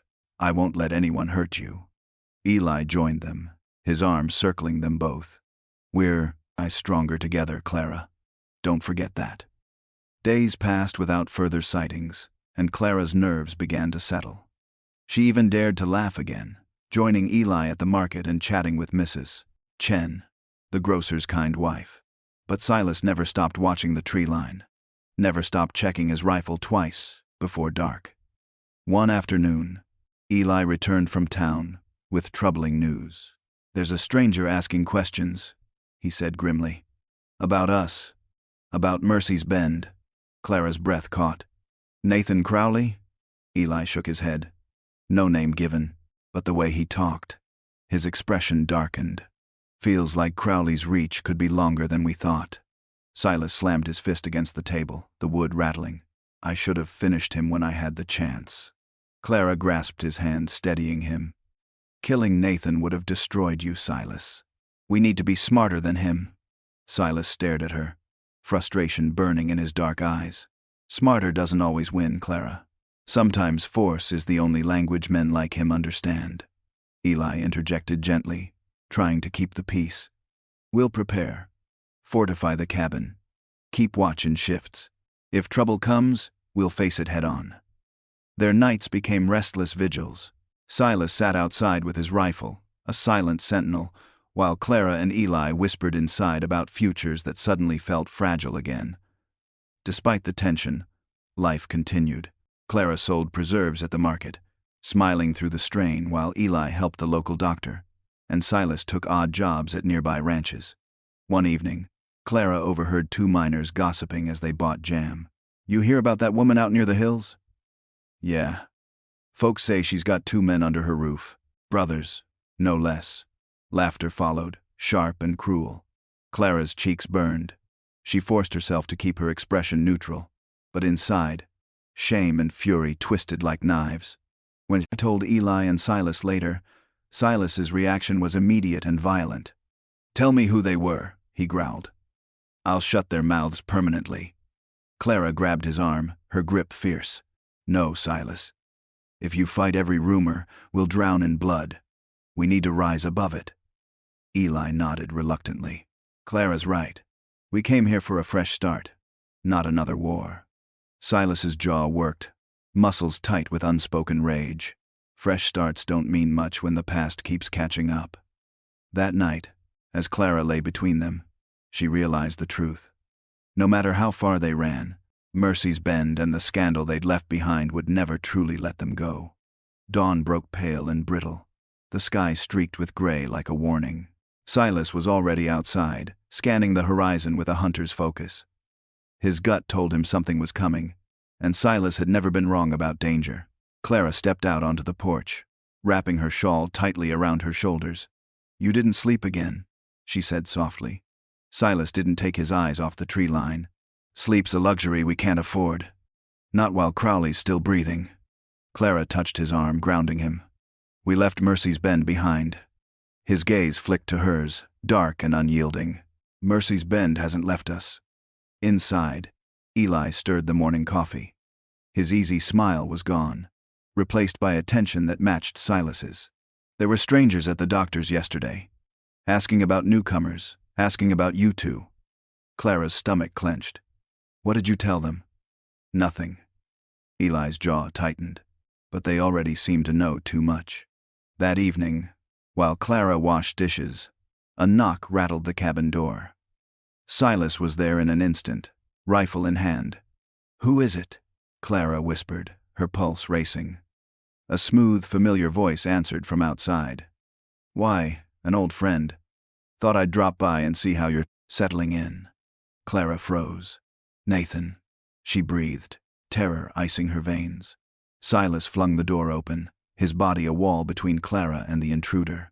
Nathan Crowley stood on the porch, flanked by 2 armed men.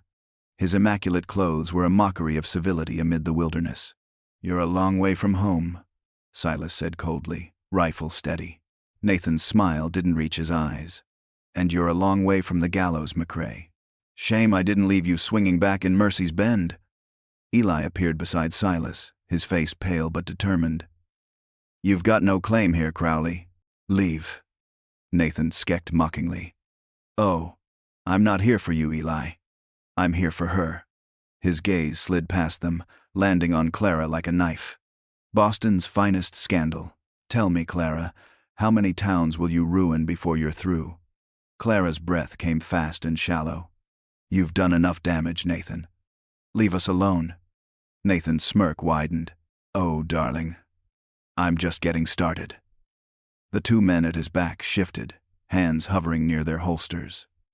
Silas's finger tightened on the trigger, but Eli's voice cut through the tension. "No blood," Eli warned. "Not here. Not now." "Wise," Nathan purred. "I'm a patient man. I'll give you until sundown to reconsider your arrangement." His eyes gleamed with cruelty. "Then this little cabin burns." With a mocking bow, Nathan retreated, his men falling in behind him. Their laughter lingered long after they vanished into the trees. Clara sank to her knees, trembling. "He found us. God help us. He found us." Silas crouched beside her, cupping her face in rough, gentle hands. "We'll handle this. No one's taking you away. Not him, not anyone." Eli paced like a caged animal. "We can't fight him and his men alone. The town doesn't know us well enough to take sides." "Then we don't ask," Silas said grimly. "We do what we've always done: survive." Clara's tears glimmered in the firelight. "Survive. Or run again." Silas met her gaze, unflinching. "Fight. This time, we fight." And deep in the woods, Nathan Crowley smiled into the darkness, already savoring the chaos to come. The cabin felt smaller than ever that night, its walls closing in with every creak of the timber. Clara sat by the window, staring at the dark tree line as if she could will Nathan to vanish back into whatever hell he'd crawled from. Eli paced behind her, his boots thudding against the floor. "We should go to the sheriff," he argued. "Let the law handle this," Silas scoffed, cleaning his rifle with meticulous precision. "Law didn't save us in Mercy's Bend. Daniels barely kept Crowley from hanging me then, and he sure as hell won't ride across territories to help now." Eli's frustration boiled over. "We can't just wait for him to burn our lives to the ground, Silas." "We won't wait," Silas said flatly. "We'll be ready." Clara rose, moving between them. "This can't just be about fighting. If we spill more blood, we'll never escape the past." Silas's dark eyes softened slightly. Clara, sometimes the past comes looking for you, and the only way to end it is with lead. Eli closed his eyes, torn between his brother's grim pragmatism and Clara's desperate hope for peace. Outside, the night creatures fell eerily silent. Even the crickets seemed to sense the violence simmering beneath the surface. At dawn, Silas walked the perimeter of the land, setting traps and checking lines of sight. His every movement was precise, controlled, a man preparing for war. Clara followed him, clutching her shawl. "Do you ever think about what comes after?" she asked softly. Silas didn't look at her. "After what?" "After this fight," she whispered. "If we win. If we survive." He paused, shoulders tense. "Haven't let myself think that far. Just surviving's hard enough." Clara's throat tightened. "I want more than just survival, Silas. I want a life with you, with both of you." Finally, he turned, his face unguarded for once. "And you'll have it," he vowed, "but only if I make sure Nathan never breathes another threat against you." By mid-morning, Eli rode into town to gather what supplies he could without drawing suspicion. Clara and Silas stayed behind, readying the cabin like a fortress.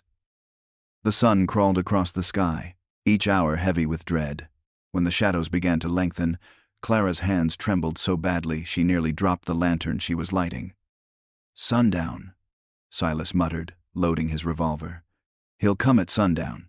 Men like Crowley always love their theatrics." Eli returned just before dusk, his face grim. "Half the saloon was buzzing about a big show tonight. Nathan's been buying drinks and stirring up trouble. He's bringing others." Clara's knees went weak. "How many?" Eli swallowed hard. "At least a dozen." Silas checked his rifle one last time. "Doesn't matter. They'll come. They'll fall." Clara stepped in front of him, grabbing his arm. "Silas, please. If this is the end, promise me you won't let hate consume you." His voice was rough. "Hate's all that's kept me alive this long." The first torchlight appeared at the edge of the trees, glowing like malevolent stars. Shouts followed, drunken and cruel, growing louder with every heartbeat. Clara's breath caught. "They're here." Silas moved to the doorway, his silhouette framed by firelight. "Stay behind me," he ordered, his tone leaving no room for argument. Eli took position at the window, shotgun ready. His usual gentle eyes were hard now, filled with a determination Clara had never seen before. Nathan Crowley's voice rang out from the darkness, mocking and triumphant. "Evening, lovers. Hope you enjoyed your little dream. Because tonight, it burns." Flames lit the clearing, casting twisted shadows across the cabin walls. Nathan's men hooted and jeered, their voices carrying on the night air like a pack of wolves scenting blood. Clara clutched Eli's arm, her breath shallow. The cabin seemed so small now, too fragile to withstand the storm of violence closing in around them. Nathan sauntered forward, torch in hand, his fine coat gleaming in the firelight. His face was the same smug mask Clara remembered from Mercy's Bend. "Such a pretty little home you've built," he called mockingly. "Shame it's about to turn to ash." Silas stepped out onto the porch, rifle leveled. His silhouette was stark and unyielding, a dark figure of vengeance. "Step back, Crowley," he growled, "or you'll be the first to fall." Nathan laughed, the sound cold and cruel. "Ah, there he is, the infamous Silas McCrae. Always so dramatic. But you're outnumbered, my friend." Eli appeared in the doorway behind Silas, shotgun ready. "Numbers don't win battles. Heart does." Nathan's sneer deepened. "Heart won't save you. Men, light it up." Torches flew through the air, landing on the dry grass and the cabin's wooden steps. Flames leapt hungrily, smoke billowing into the night sky. Clara screamed, grabbing a bucket of water. But Silas barked, "Stay back! Don't risk yourself!" Gunfire erupted as Silas fired the first shot, dropping a man where he stood. Chaos followed shouts, muzzle flashes, the acrid stink of burning wood and gunpowder. Eli moved with calm precision, his gentleness replaced by cold focus. Each pull of the trigger was deliberate, defending the home they'd fought so hard to build. Clara crouched behind an overturned table, trembling. Every scream, every shot was a knife to her heart. These were the men she loved, fighting and bleeding for her, and she was powerless to stop it. Nathan's voice cut through the din, furious now. "Get the woman. Bring her to me." Two men broke from the fray, charging toward the cabin door. Clara grabbed the nearest weapon, a carving knife from the kitchen, and slashed wildly. One man fell back with a howl, clutching his arm. The second reached for her, but Eli tackled him, the two grappling in the doorway. "Clara, run," Eli shouted, even as he drove the butt of his shotgun into the attacker's skull. Clara scrambled toward the back room, but Nathan appeared like a nightmare, blocking her path. His eyes glittered with triumph. "Going somewhere, darling?" Clara froze, knife trembling in her grip. "Leave us alone, Nathan." He stepped closer, mockingly gentle. "Oh, Clara, you think you've found love with these savages? No, no. You're just a scandal wrapped in calico. And scandals are meant to burn." Silas roared her name from the porch. "Clara." Nathan grabbed her arm, spinning her toward the door like a shield. "Drop the gun, McCrae, or she dies," he shouted. Silas's face contorted with rage, his rifle aimed squarely at Nathan's chest. "Let her go." Clara's pulse thundered in her ears. She could feel Nathan's hot breath on her cheek, smell the smoke and blood mingling in the air. Eli appeared at Silas's side, panting and bruised. "Silas, think," he pleaded. "If you shoot now, you'll hit her too." Nathan laughed, a wild, unhinged sound. "Do it, McCrae. Prove you're nothing but a killer." Clara's mind raced. She saw the truth in Silas's tormented eyes, the past battles, the guilt, the endless weight of blood on his hands. If he killed Nathan now, he'd be lost to her forever. With a burst of strength, Clara twisted in Nathan's grip, driving the knife into his side. His scream was high and guttural, echoing through the clearing. Silas fired in the same heartbeat. Nathan staggered backward, clutching his chest, his torch falling into the dirt as he collapsed. The remaining men faltered, their leader's death shattering their resolve. Some fled into the darkness, while others dropped their weapons and surrendered. Clara stumbled forward, gasping for air. Silas caught her before she fell, his hands shaking as he checked her for injuries. "Clara! My God! Clara!" Eli stood over Nathan's body, chest heaving. "It's over," he said, though his tone held no triumph, only exhaustion and the fragile hope that this nightmare had finally ended. The night fell eerily quiet, the air thick with smoke and the metallic tang of blood. The fire sputtered out where Nathan's torch had dropped, leaving only glowing embers and the sharp smell of scorched earth. Clara clung to Silas, her body trembling as adrenaline bled away. Every inch of her felt bruised, inside and out. "It's really over?" she whispered, afraid to believe it. Silas's hands cradled her face, rough but tender. "He'll never touch you again," he vowed, though his voice shook with exhaustion. Eli knelt beside Nathan's lifeless body, staring at it with a complicated mixture of relief and revulsion. "Crowley's gone," he said flatly, "but his poison won't leave this town easily." The surviving men huddled near the tree line, disarmed and terrified. Eli's jaw hardened. "Go," he ordered. "Leave Cedar Falls and never come back. If you do, we won't be merciful." They fled into the darkness, leaving behind the broken remnants of their failed attack. Clara staggered back toward the cabin. Her beloved home, once a sanctuary, was now a battlefield. Bullet holes pocked the walls, and smoke curled from the porch where flames had licked the wood. She sank onto the steps, burying her face in her hands. "Everything we built, almost gone." Eli crouched beside her, wrapping an arm around her shoulders. "We'll rebuild," he promised softly. "Together. Always." Silas stood apart, staring at the blood on his hands as if seeing it for the first time. The darkness inside him was louder than ever. He'd killed to protect Clara, but he feared what that violence had made of him. Clara looked up, sensing his torment. "Silas," she said gently, reaching for him. "Come back to me." He hesitated, then allowed her touch to pull him back from the brink. "I almost lost you," he confessed, his voice breaking. "If that bastard had taken you." Clara pressed her forehead to his. You didn't lose me, you never will. Eli's gaze flicked between them, filled with love and sorrow. We survived, he said. That has to count for something. By dawn, Sheriff Markham and his deputies arrived, summoned by the terrified townsfolk who had heard the gunfire but been too afraid to intervene. The sheriff's eyes swept the carnage. Nathan's body, the abandoned weapons, the scorched earth. God Almighty, he muttered. What the hell happened here? Eli stepped forward, calm but firm.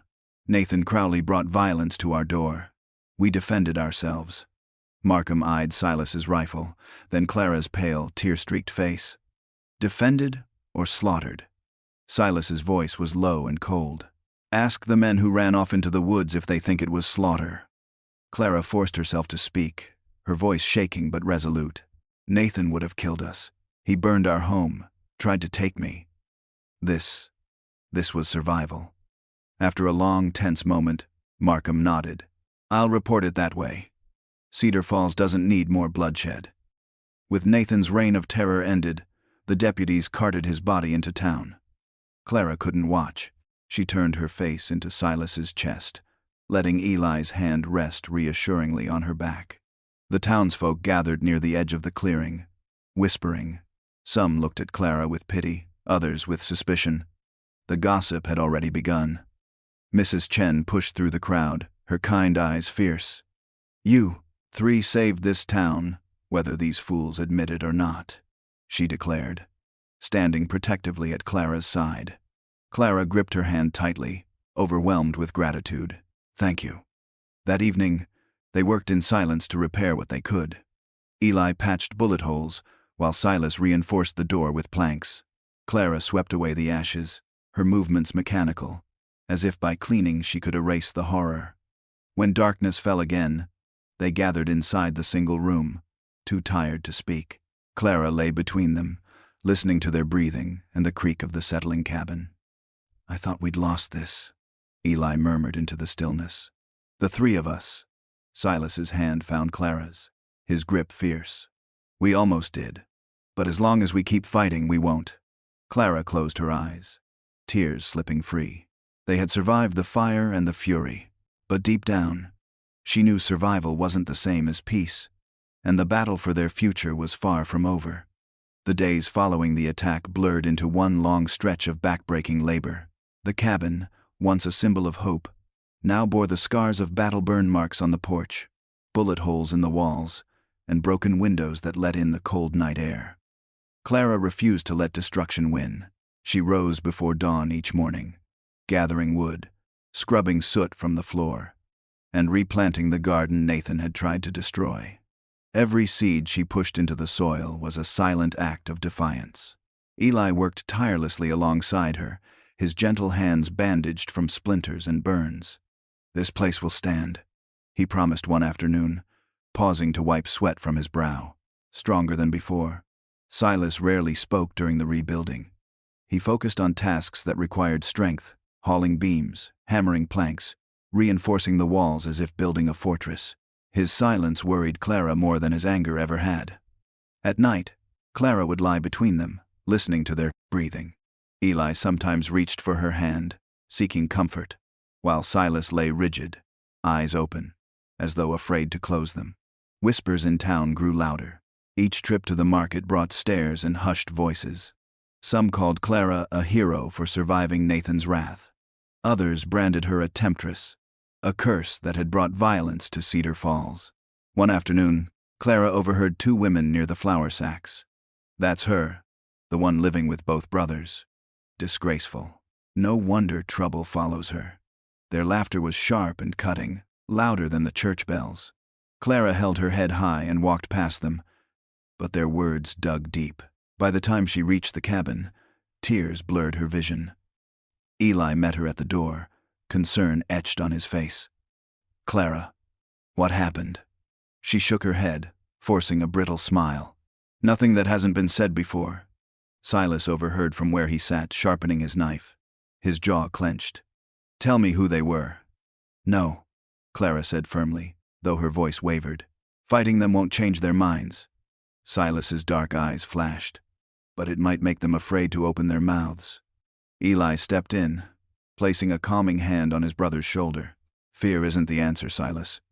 We didn't survive Nathan just to become like him. For a moment, it seemed Silas might snap. Then he exhaled sharply and stalked outside, the door slamming behind him. Clara collapsed into Eli's arms, trembling. I can't keep living like this.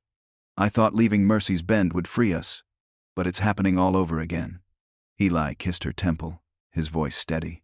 We'll find a way to make them see who we really are. And if they don't? She asked, her voice breaking. Eli hesitated, then whispered, Then we'll leave again. Together.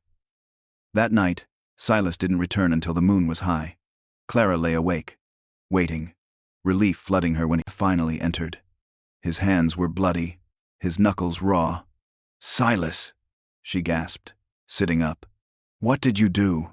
Nothing that'll come back to us, he said flatly, washing his hands in the basin.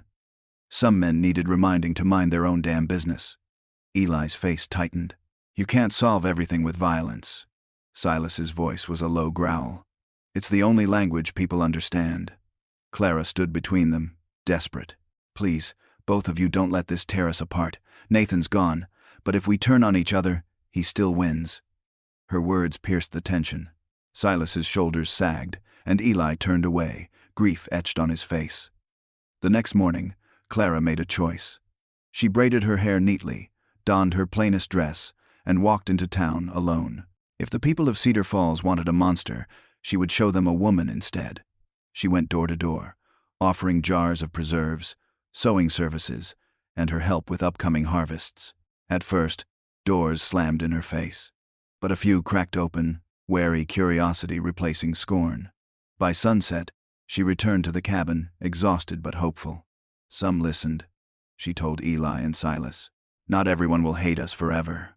Silas didn't speak, but for the first time in days, Clara saw something in his eyes that looked like cautious hope. A week passed, and though gossip still lingered like smoke after a fire, Clara's efforts began to show results. A few neighbors started greeting her with hesitant nods instead of turned backs. Even Mrs. Chen, ever kind and practical, stopped by the cabin with fresh eggs and a smile. Some folks are stubborn, she said, patting Clara's hand. But they'll come around. Actions speak louder than whispers. Clara's heart warmed at the gesture, though she knew the road ahead would be long. Thank you, Mrs. Chen. You've been a blessing. That evening, Eli played a soft tune on his guitar while Clara mended shirts by the fire. Silas sat silently by the door, as always on guard, though his eyes occasionally softened when they met hers. For a brief, precious moment, the cabin felt like a home again.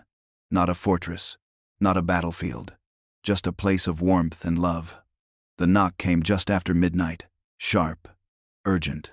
Silas was on his feet instantly, rifle in hand. Stay back, he barked, moving toward the door.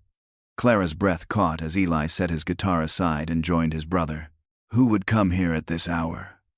A hoarse voice answered through the wood. Name's Holden.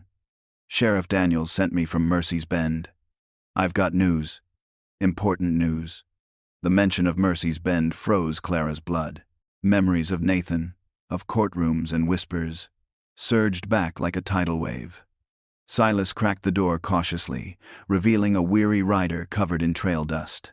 His eyes were sunken, his coat torn from hard travel. Speak fast, Silas demanded. Holden's gaze flicked to Clara, then to Eli. Nathan Crowley had friends, powerful ones. They're coming. A judge back east wants this situation dealt with. Eli frowned. Situation?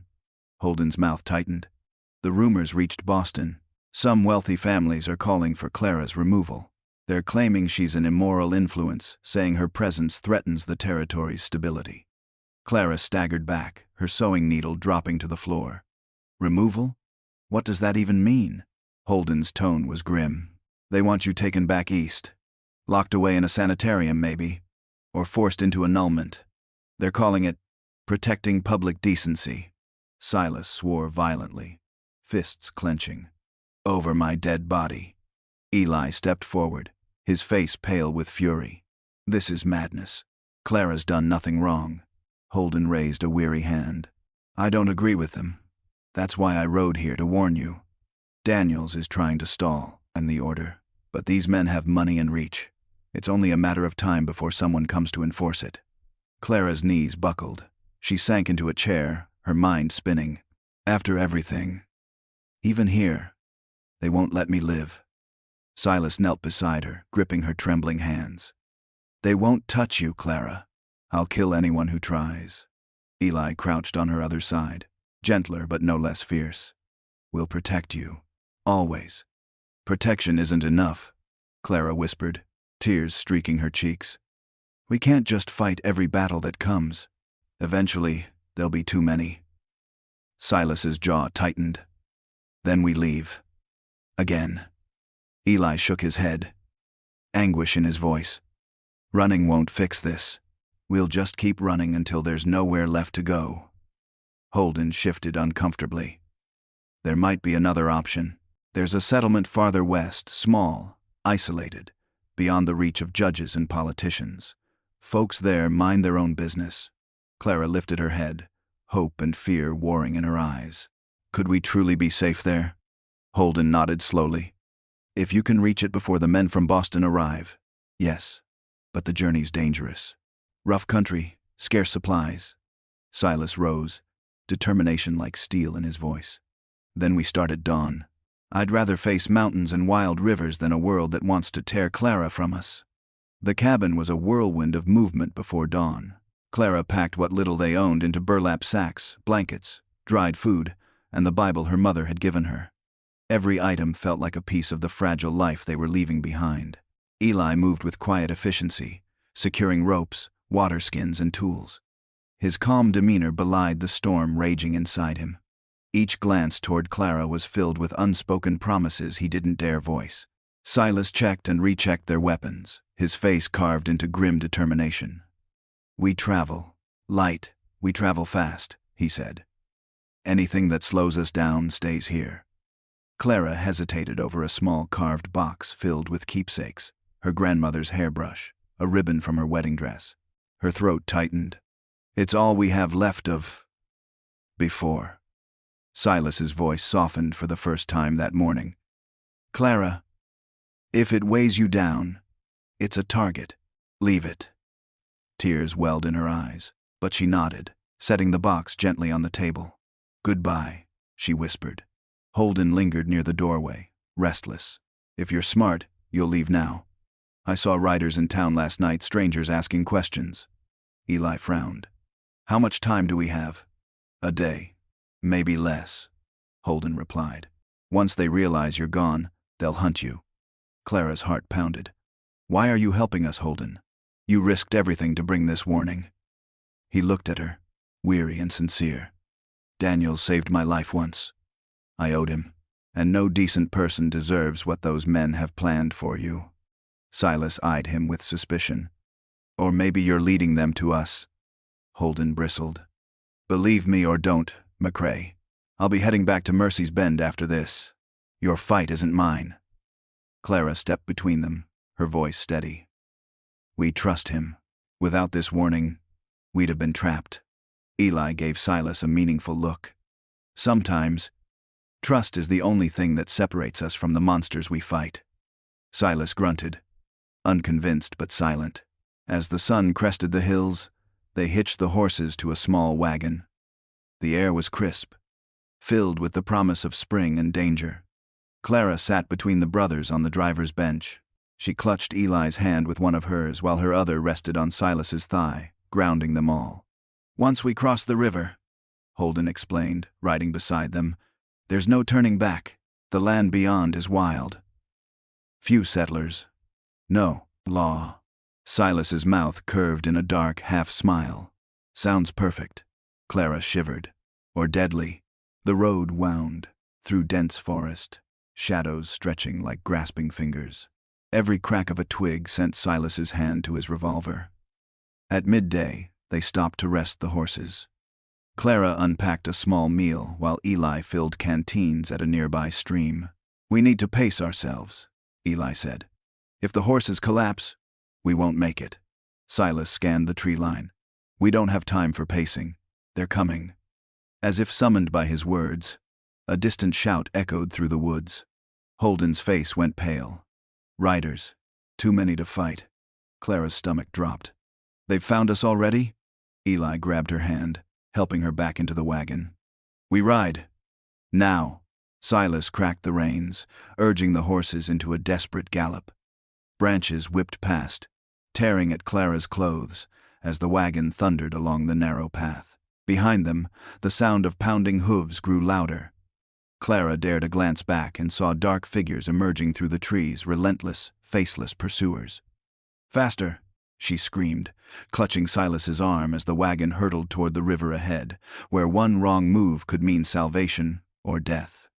The roaring river came into view, its whitecaps churning like a living beast. The spring melt had swollen it into a raging torrent, a barrier as dangerous as the men closing in behind them. Clara's breath caught in her throat. We can't cross that, it'll swallow us whole. Silas's eyes burned with determination. We don't have a choice. If we stay on this side, they'll catch us. Eli glanced over his shoulder at the riders gaining ground. His face was pale, but his voice steady. Silas, if the wagon overturns. Then we swim, Silas snapped. Hold on to Clara and don't let go.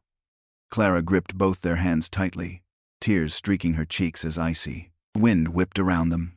Please, don't let me drown. Silas spared her a fierce look. I'd rather die than lose you. Behind them, a gunshot cracked through the forest. A bullet splintered the wagon's side, narrowly missing Clara's head. Eli ducked, shouting, They're shooting at us now. Silas urged the horses harder. The wagon careened wildly, wheels striking rocks, but he kept it steady by sheer force of will.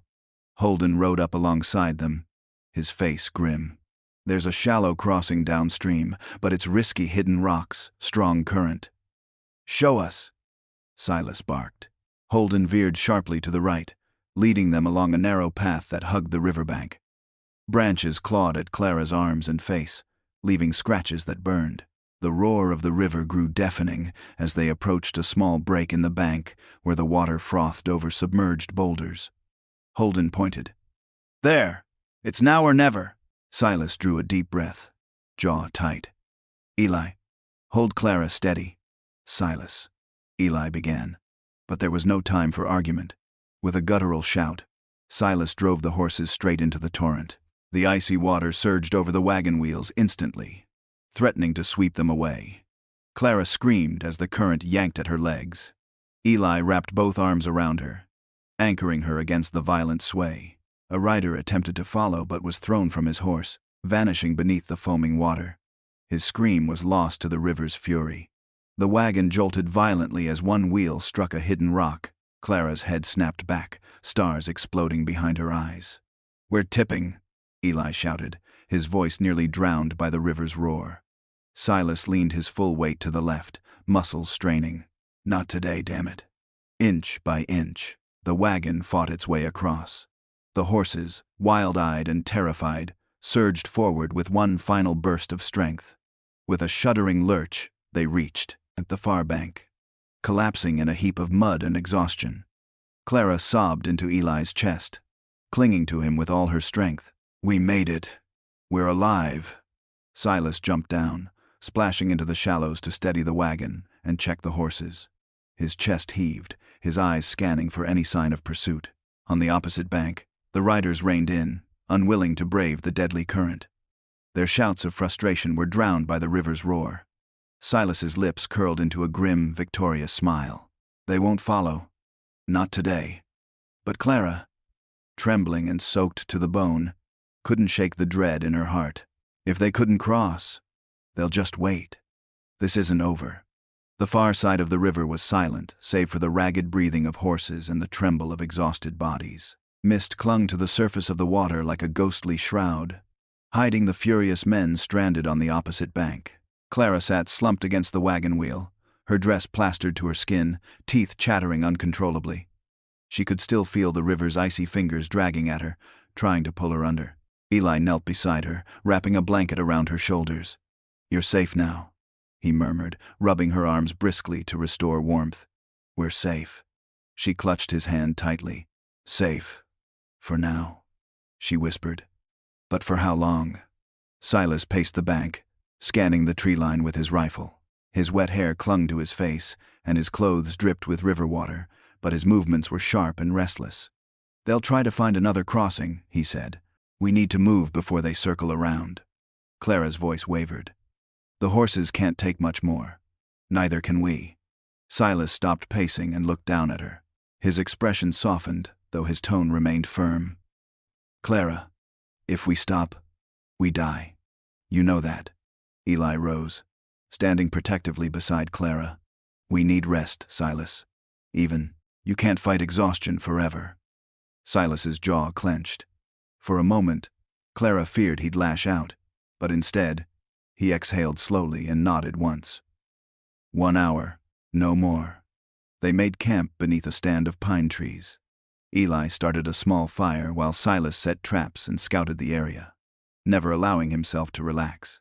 Clara sat close to the flames, hugging the blanket tighter. The heat felt heavenly against her frozen skin, but it couldn't banish the chill of fear lodged deep inside her. Eli sat beside her, gently brushing damp strands of hair from her face. You were so brave back there, he said softly. I thought my heart would stop when the wagon tilted. Clara's throat tightened. I wasn't brave, Eli. I was terrified. Bravery is doing what must be done despite the terror, he replied, his voice like a soothing balm. And you did that. Across the fire, Silas watched them silently. The flickering light caught the hollows of his cheeks, making him look both fierce and heartbreakingly weary. When Clara met his gaze, her breath caught. There was longing there, and pain, and something darker, a storm she didn't know how to calm. After they ate a meager meal of dried meat and bread, Clara lay between them beneath a shared blanket. Eli's arm circled her waist, warm and steady. Silas lay stiffly on her other side, his hand hovering near hers but never quite touching. Sleep came fitfully. Every rustle of leaves, every snap of a twig jolted Clara awake, convinced the riders had returned. At dawn, Silas roused them with a shake. Time to move. The trail ahead is rough, but if we make it through the canyon, they won't be able to track us easily. Clara groaned, her body aching from the previous day's ordeal. How much farther to this settlement Holden spoke of? Eli adjusted the straps on the wagon. 2, maybe 3 days if we push hard. Silas's expression darkened. If we're lucky. They traveled through dense forest, the path barely wide enough for the wagon. The air grew cooler as they climbed into the foothills, the scent of pine sharp and clean. Despite the beauty around them, tension coiled tighter with every step. Clara sensed Silas's mounting paranoia and Eli's quiet determination, two forces pulling in opposite directions. Mid-afternoon, they paused to water the horses at a narrow creek. Clara knelt beside the clear water, cupping her hands to drink. It's so peaceful here, she murmured. Almost enough to make me forget what's behind us. Silas crouched nearby, his rifle across his knees. Don't forget, he said harshly.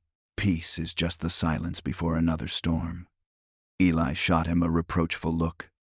She's allowed a moment of hope, Silas. We all are. Silas's jaw tightened, but he said nothing. Instead, he scanned the horizon as though daring danger to appear. Clara stood, walking to Silas's side. She placed a gentle hand on his arm. I need to know you believe we can have a future, Silas. Not just constant running and fighting. His eyes met hers, dark and unreadable.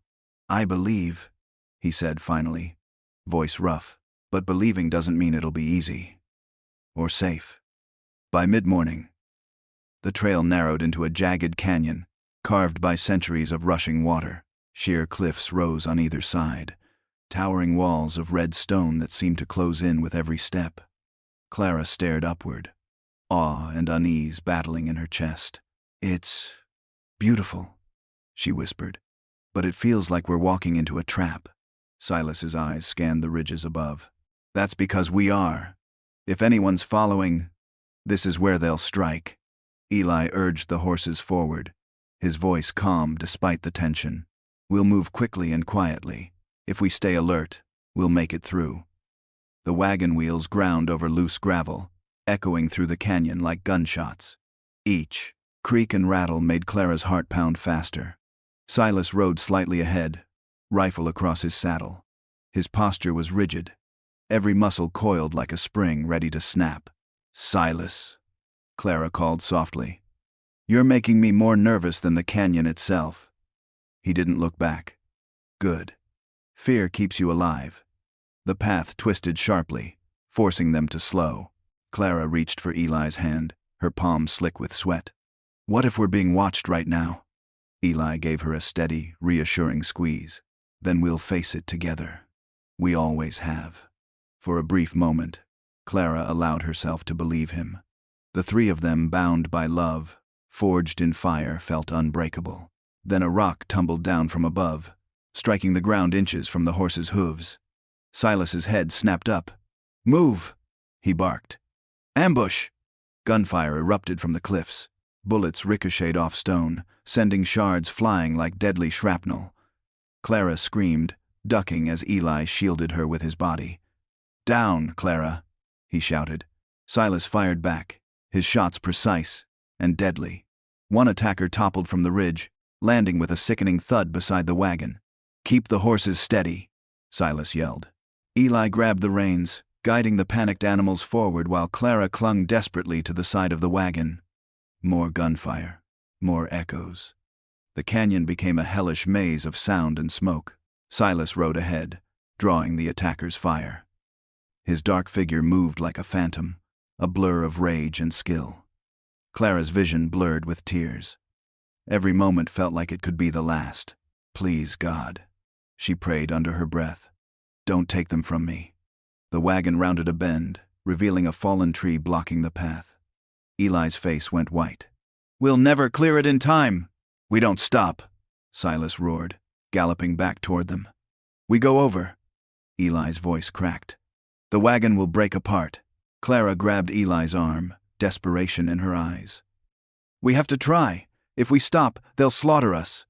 With a guttural shout, Eli snapped the reins. The horses surged forward, leaping over the obstruction as bullets whizzed past their ears. The wagon crashed down on the far side with a bone-jarring thud. Wood splintered. Wheels creaked. But miraculously, it held together. Clara gasped for breath, clutching Eli as the wagon hurtled down the narrowing path. Behind them, Silas covered their retreat, his gunfire echoing like thunder. At last, the gunshots faded. The attackers had been left behind, or killed. The canyon opened into a wide clearing, sunlight streaming through like a blessing. Silas rode up beside them, his face grim. "They're not done. That was just a taste of what's coming." The clearing stretched before them like a fragile promise, surrounded by towering pines and wildflowers swaying in the breeze. It should have felt safe, a sanctuary after the chaos of the canyon. But to Clara, it felt like a pause before another storm. She slid from the wagon, legs shaking beneath her. Eli rushed to steady her, his hands warm and reassuring. "You're all right," he murmured, brushing dirt from her cheek. "We're all right." Silas dismounted in silence, stalking the perimeter with his rifle raised. His eyes swept every shadow, every rustle of leaves. Even here, surrounded by beauty, he saw only threats. "Silas," Clara called softly. "Please, just for a moment. Breathe." He froze, his back to her. "Breathing gets you killed." Eli's voice sharpened. "Paranoia will kill us faster." "She's terrified, Silas, and you're not helping." Silas turned, his face shadowed by exhaustion and fury. "I'm keeping her alive." "You think love and hope will stop bullets?" Clara flinched at his tone. "I don't need either of you tearing each other apart right now," she snapped, her voice breaking. "We just survived an ambush. We need to figure out what comes next." Silence fell. Even the wind seemed to hold its breath. Eli's shoulders slumped. "She's right. Fighting between us is what Nathan would have wanted. We can't give him or anyone else that satisfaction." Silas's hands flexed on the rifle, then lowered it reluctantly. His voice was hoarse. "I almost lost you back there, Clara." Clara crossed the clearing to him, taking his scarred hands in hers. "You didn't. I'm here. But Silas, if you let fear rule you, We'll never truly escape. His dark eyes met hers, full of torment. Fear's all I've ever known. It's the only thing that's kept me alive. Eli stepped closer, his expression softening. You don't have to live like that anymore. Not with us. Silas's gaze flicked between them, suspicion warring with longing. And what happens when they come for us again? When Clara's name brings more men with guns and torches? Clara's voice was steady, despite the tears in her eyes. Then we face it together, as a family. The word family seemed to hang in the air, fragile and powerful. Silas looked away, unable to bear the weight of it. Eli reached for Clara's hand, his thumb tracing soothing circles against her skin. We need to rest, he said quietly. And we need a plan. They set up camp in the center of the clearing. Eli built a fire while Clara unpacked supplies. Silas disappeared into the trees to scout, though Clara suspected he needed space more than surveillance. When Silas finally returned, dusk had painted the sky in shades of crimson and gold. He looked more worn than Clara had ever seen him. Tracks, he said tersely. 2 men, maybe 3. They followed us through the canyon but veered off. Clara's breath caught. They're still out there? Yes, Silas confirmed. And they'll keep hunting. Men like that don't stop. Eli rubbed his temples. Then they have to stay ahead of them. Keep moving until we reach that settlement Holden mentioned. Silas's expression darkened. If it even exists. Clara stared into the fire, her voice barely above a whisper. It has to. We've come too far for there to be nothing at the end of this. Eli crouched beside her, tilting her chin upward. Clara, no matter what happens, you're not nothing. You're the reason we keep fighting. Silas watched them, jealousy and pain flickering across his face. He turned abruptly, muttering, I'll take first watch.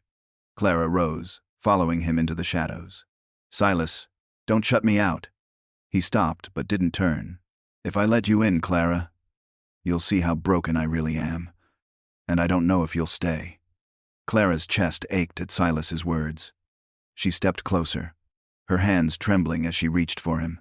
Silas, you've shown me every scar on your body, every shadow in your soul, and I'm still here. His shoulders tensed, as if her touch burned him. You don't understand, Clara. Every man I've ever cared about, every person I tried to protect, they all ended up in the ground. She swallowed hard, refusing to let tears win. You've spent your whole life surviving, Silas, but you've never truly lived. Not until us. Silas turned sharply, his face illuminated by a sliver of moonlight.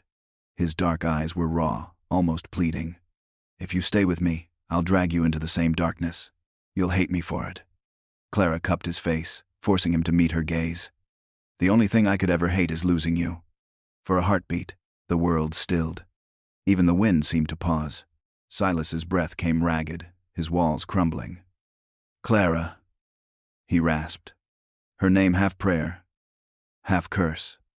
She leaned up, pressing her lips to his. The kiss was fierce, desperate, tasting of salt and tears.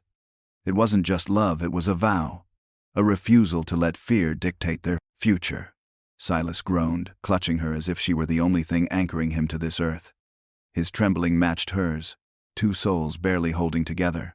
When they finally broke apart, Clara's forehead rested against his. We're in this together, she whispered. No more running from each other. Silas's voice was hoarse. And Eli? Clara's throat tightened. We'll face him honestly. He deserves that. A twig snapped in the darkness. Silas's head jerked up, instincts flaring. In an instant, he shoved Clara behind him and raised his rifle. Eli appeared, his hands raised to show he wasn't a threat. His face was a storm of emotions: hurt, jealousy, and a fragile kind of love. I heard voices, he said quietly. And I saw. Clara's heart plummeted. Eli, he cut her off with a raised hand. Don't. I don't need an explanation. I've always known you loved him too. Silas lowered his rifle slowly. Eli. Eli's jaw tightened. You think I didn't see it? The way you look at each other? I chose to ignore it because I thought, maybe I could be enough. Clara's tears spilled freely. You are enough, Eli. Both of you are. Eli let out a shaky laugh. Maybe for you, but for me, watching you love him is like standing outside my own home, knowing I can never go in. Silas took a step forward. Brother, I never wanted to hurt you. Eli's eyes flashed. But you did. Not because you kissed her, Silas, but because you kept it in the shadows. You made me feel like a fool. Clara reached for him, desperate. We can fix this. If we're honest. If we fight for each other the way we've fought everyone else. Before Eli could respond, a chilling howl echoed through the trees. It wasn't an animal, it was a whistle. A signal. Silas spun toward the sound, every nerve on edge. They've found us. Eli's grief hardened into resolve. He grabbed his shotgun. Then we fight. Together. Clara's heart pounded as shadows moved at the edge of the clearing. Torches flickered, casting monstrous shapes against the trees. Silas positioned himself between Clara and the approaching danger. Clara, get to the wagon. If they break through, you ride. She shook her head violently. I'm not leaving either of you. Silas's voice cracked, raw with emotion. If I have to die to keep you safe, you will ride, Clara. That's not a request, it's a promise. The clearing erupted into chaos as torches burst through the tree line, their fiery light casting twisted shadows across the camp.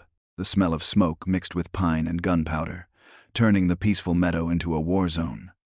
Clara's breath came in sharp gasps, her chest tight with terror. She clutched the edge of the wagon, torn between fleeing and fighting as Silas had ordered. Eli and Silas moved like a single organism, back to back, weapons raised. The bond of blood and survival replaced their earlier conflict, uniting them against the common enemy. Stay low, Clara, Eli shouted, firing into the darkness. The boom of his shotgun echoed like thunder. Silas's rifle cracked in quick, deadly succession. 2 attackers dropped before they even realized they'd been targeted. Clara's hands shook violently. She grabbed a fallen pistol, the cold metal alien and heavy. She'd never fired a gun before, but desperation gave her courage. Figures surged forward, dark, faceless shapes, illuminated only by the orange glow of their torches.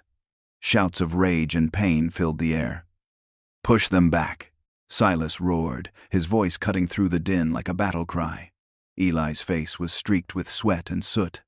There are too many, he yelled, reloading frantically. Clara aimed at a shadow rushing toward Eli. Her hands trembled, but she pulled the trigger.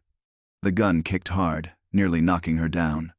The attacker collapsed, his torch tumbling into the ground. Clara stared at the smoking weapon in shock. I hit him. Silas's voice was fierce, proud. Good girl. Do it again if you have to. The enemy surged again, and Silas took a knife to the thigh, stumbling. Clara screamed, her heart stopping. Silas! Eli swung his shotgun like a club, knocking the attacker away before finishing him with a blast to the chest. Silas gritted his teeth, forcing himself upright despite the blood soaking his trousers. I'm fine, he snarled. Keep fighting. Clara's tears blurred her vision. She dropped beside him, pressing a scrap of cloth against the wound. You're not fine. You're bleeding out. He grabbed her wrist, his grip iron despite his pain. Clara, listen to me. If this goes bad, you run. Promise me. No, she shouted, shaking her head violently. I won't leave you. Eli turned, desperation etched into every line of his face. Clara, please, if we fall, you have to survive. You're the only one who can. More torches appeared on the far side of the clearing. Reinforcements. Clara's stomach dropped like a stone. There are too many, Eli gasped. We can't hold this position. Silas's jaw clenched. Then we don't. We take them with us. Clara's heart seized.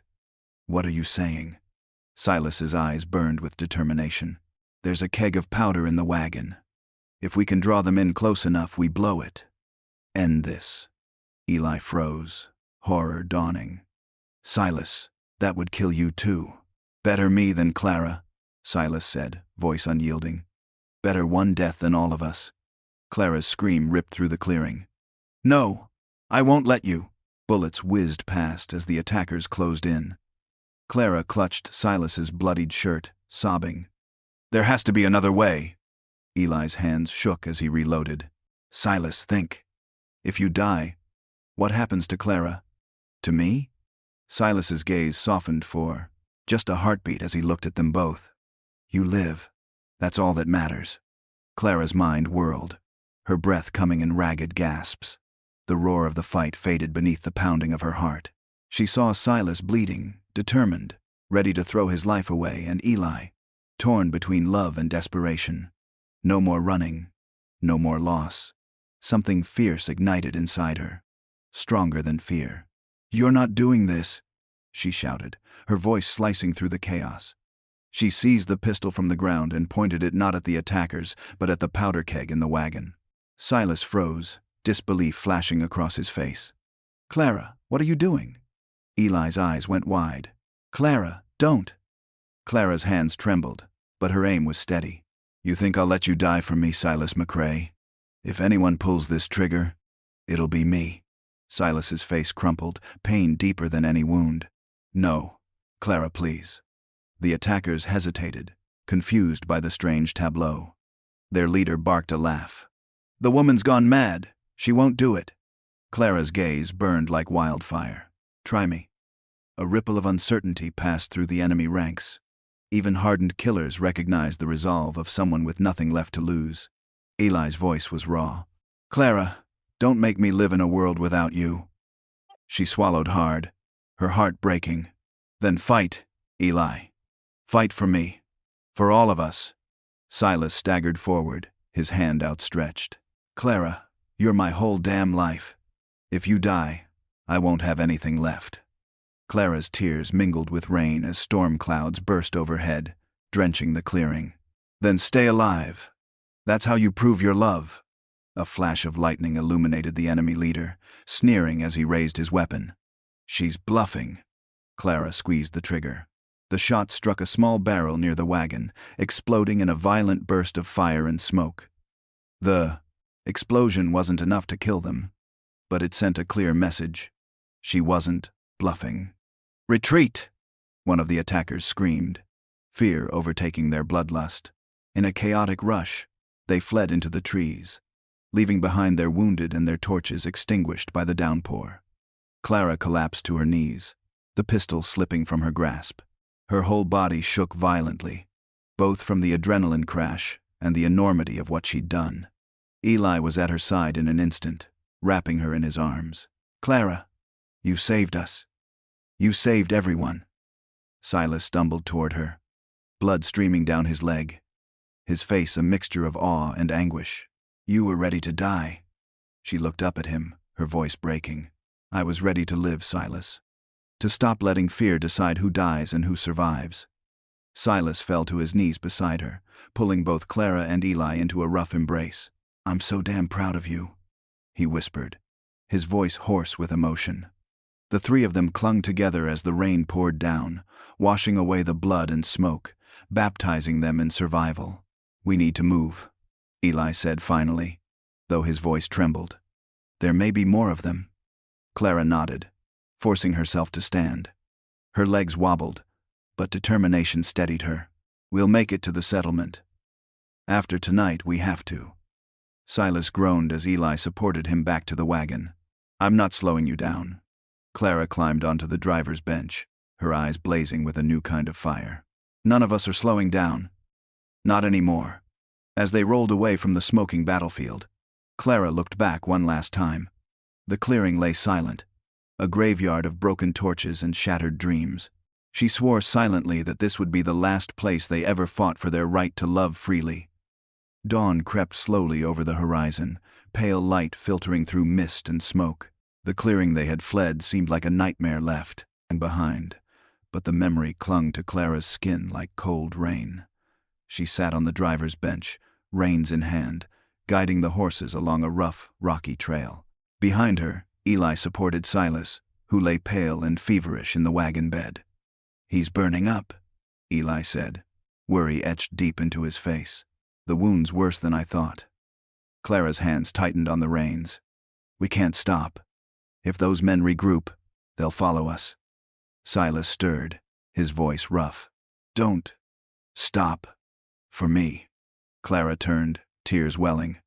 Silas, don't you dare give up on me. On us. His lips curved into a faint smile despite his pain. Bossy woman. Eli managed a shaky laugh, though fear lingered in his green eyes. She's the only thing keeping us alive right now. The trail climbed steeply into the hills. Each jolt of the wagon made Silas groan, sending guilt stabbing through Clara like a knife. We're almost there, she lied, even though she had no idea how far the settlement truly was. Just hold on. By mid-morning, they reached a small stream. Clara reluctantly stopped the wagon to water the horses. Eli helped her lower Silas carefully to the ground. Clara knelt beside Silas, pressing a cool cloth to his fevered brow. You saved us back there, she whispered. But you nearly broke me in the process. His dark eyes fluttered open. Clara, you were magnificent. Braver than either of us. She shook her head fiercely. I wasn't brave. I was terrified. But I couldn't lose you, Silas. Either of you. Eli crouched beside them. Exhaustion etched into every line of his face. We need to clean the wound properly. If it festers, Clara swallowed her fear and nodded. Tell me what to do. Eli retrieved a small pouch of herbs he'd gathered along the way. Arnica to reduce swelling, comfrey to heal. It'll hurt like hell. Silas smirked faintly. Pain and I are old friends. As Eli worked, Clara held Silas's hands tightly, whispering soothing words while he gritted his teeth against the agony. His grip was crushing, but she welcomed it. It meant he was still fighting. When it was done, Silas slumped back, drenched in sweat. Clara gently brushed his hair from his face. Rest now. You're safe. Eli watched them, a storm brewing behind his calm facade. Clara, we need to talk. She glanced up, startled. About what? About this, Eli said, gesturing between them. What we are, what we're becoming. Clara's throat tightened. Eli, please. He cut her off, his voice trembling. I saw you kiss him, Clara. I heard what you said, and I can't keep pretending it doesn't hurt. Silas stirred, guilt flashing across his fevered features. Eli, don't. No, Eli snapped, his control finally breaking. You've always been the strong one, Silas, the leader. I followed you into battles I didn't believe in because you were my brother. But this? This is different. Clara's tears spilled over. I love you, Eli. I love both of you. That's the truth I've been terrified to say. Eli's breath caught, his hands curling into fists. Do you have any idea what that does to me, Clara? Loving you while knowing I'll never have all of you. Silas forced himself upright, pain lancing through him. Then we find a way to make it work, or we walk away from each other forever. Clara's breath came in ragged gasps. The two men she loved were staring at each other like rivals standing at the edge of a cliff, ready to leap into the abyss. She stepped between them, hands raised as if she could physically hold back their anger. Stop this, please. If you fight each other, everything we've survived will mean nothing. Eli's voice cracked. Clara, you're asking the impossible. I can't share you. I shouldn't have to. Silas's jaw tightened, his dark eyes blazing. And I can't give her up. Not to you, not to anyone. Clara's tears streamed unchecked. You both speak like I'm a prize to be won or lost. I'm not. I'm a woman who loves two men, and I won't apologize for that. Eli staggered back as if struck. Do you hear yourself? What you're asking for, it goes against everything we were raised to believe. Everything society taught you to believe, Clara countered fiercely. The same society that called me barren and worthless. The same society that would have let Nathan Crowley destroy us. Silas's breath came heavy and uneven. Clara's right. The world's never done us any favors, Eli. Why keep playing by its rules? Eli turned to his brother, his voice trembling with pain. Because some rules are there for a reason. Families aren't supposed to be built like this. Clara grabbed Eli's hands, pressing them to her chest. Families are built from love, Eli. From loyalty and sacrifice. Isn't that what we've been fighting for all along? Eli's green eyes filled with tears. I don't know if I'm strong enough for this. Silas winced as he shifted, his wound throbbing. You are strong enough. You've always been the better man between us. Don't do that, Eli snapped. Don't act like this is some noble test of my strength. Clara's voice broke as she fell to her knees before them. I'm not asking you to sacrifice yourself, Eli. I'm asking you to fight with me, to believe that we can make a life that belongs to us, not to anyone else. The silence stretched, heavy with unshed tears and unspoken truths. Finally, Eli sank down beside Clara, his shoulders shaking. What would that life even look like? Clara cupped his face, forcing him to meet her gaze. A small home. A garden. Days spent working side by side, nights spent holding each other. A place where we can stop running. Eli's lips trembled. And people? What will they say when they find out? Silas let out a bitter laugh. People already hate us, Eli. Might as well give them a real reason. Clara touched both of their hands, bringing them together. Let them talk. Let them whisper and judge. They don't matter. We matter. Eli looked at his brother, then at Clara. The anguish in his expression softened into something fragile, almost hopeful. If I agree to this, if I stay, there can be no lies, no secrets. Clara nodded fervently. No more hiding. Silas's grip tightened around their joined hands. Then it settled. We choose each other, no matter what. A tentative smile curved Clara's lips, though her heart still raced. It won't be easy. Silas's gaze softened. Nothing worth having ever is. Eli exhaled slowly, as if releasing years of pain. We'll need rules, boundaries. And Clara, if it ever becomes too much, you have to tell us. Clara kissed his forehead gently. I promise. We'll navigate this together. A distant howl echoed through the hills, breaking the fragile peace. Clara's blood ran cold. They're still out there. Silas grabbed his rifle, grim determination returning. Then we move. Now. Eli helped Clara into the wagon before climbing in beside Silas. As they rode toward the distant horizon, Clara clutched their joined hands, whispering a silent vow to protect this fragile love they'd built, no matter the cost. The wagon creaked and groaned as it rattled over the uneven trail, wheels catching on stones hidden beneath layers of mud. Each jolt made Silas grit his teeth, his wound still tender despite Eli's careful tending. Clara sat between them on the driver's bench, hands wrapped tightly around the reins. The morning mist clung to her hair, turning it into a halo of silver and gold. The silence was thick, broken only by the rhythmic clop of hooves and the occasional grunt of the horses. They were all lost, in their thoughts, each replaying the night's horrors in their minds. Finally, Clara spoke, her voice hushed. Do you think they'll come after us again? Silas's gaze scanned the horizon. If they've got any sense, they won't. But men like that usually don't. Eli's jaw tightened. We need to assume they're tracking us. Complacency will get us killed. Clara nodded, her heart sinking. She'd hoped for reassurance, but honesty was what kept them alive. Around noon, they stopped by a cluster of boulders to water the horses and eat a meager meal of jerky and stale biscuits. Clara knelt beside Silas, checking his bandages. The fever's down, she said, relief flooding her voice. You're healing. Silas gave her a faint, crooked smile. Told you I was too stubborn to die. Eli crouched beside them, his green eyes warm. We should make the settlement by nightfall tomorrow if we keep pushing.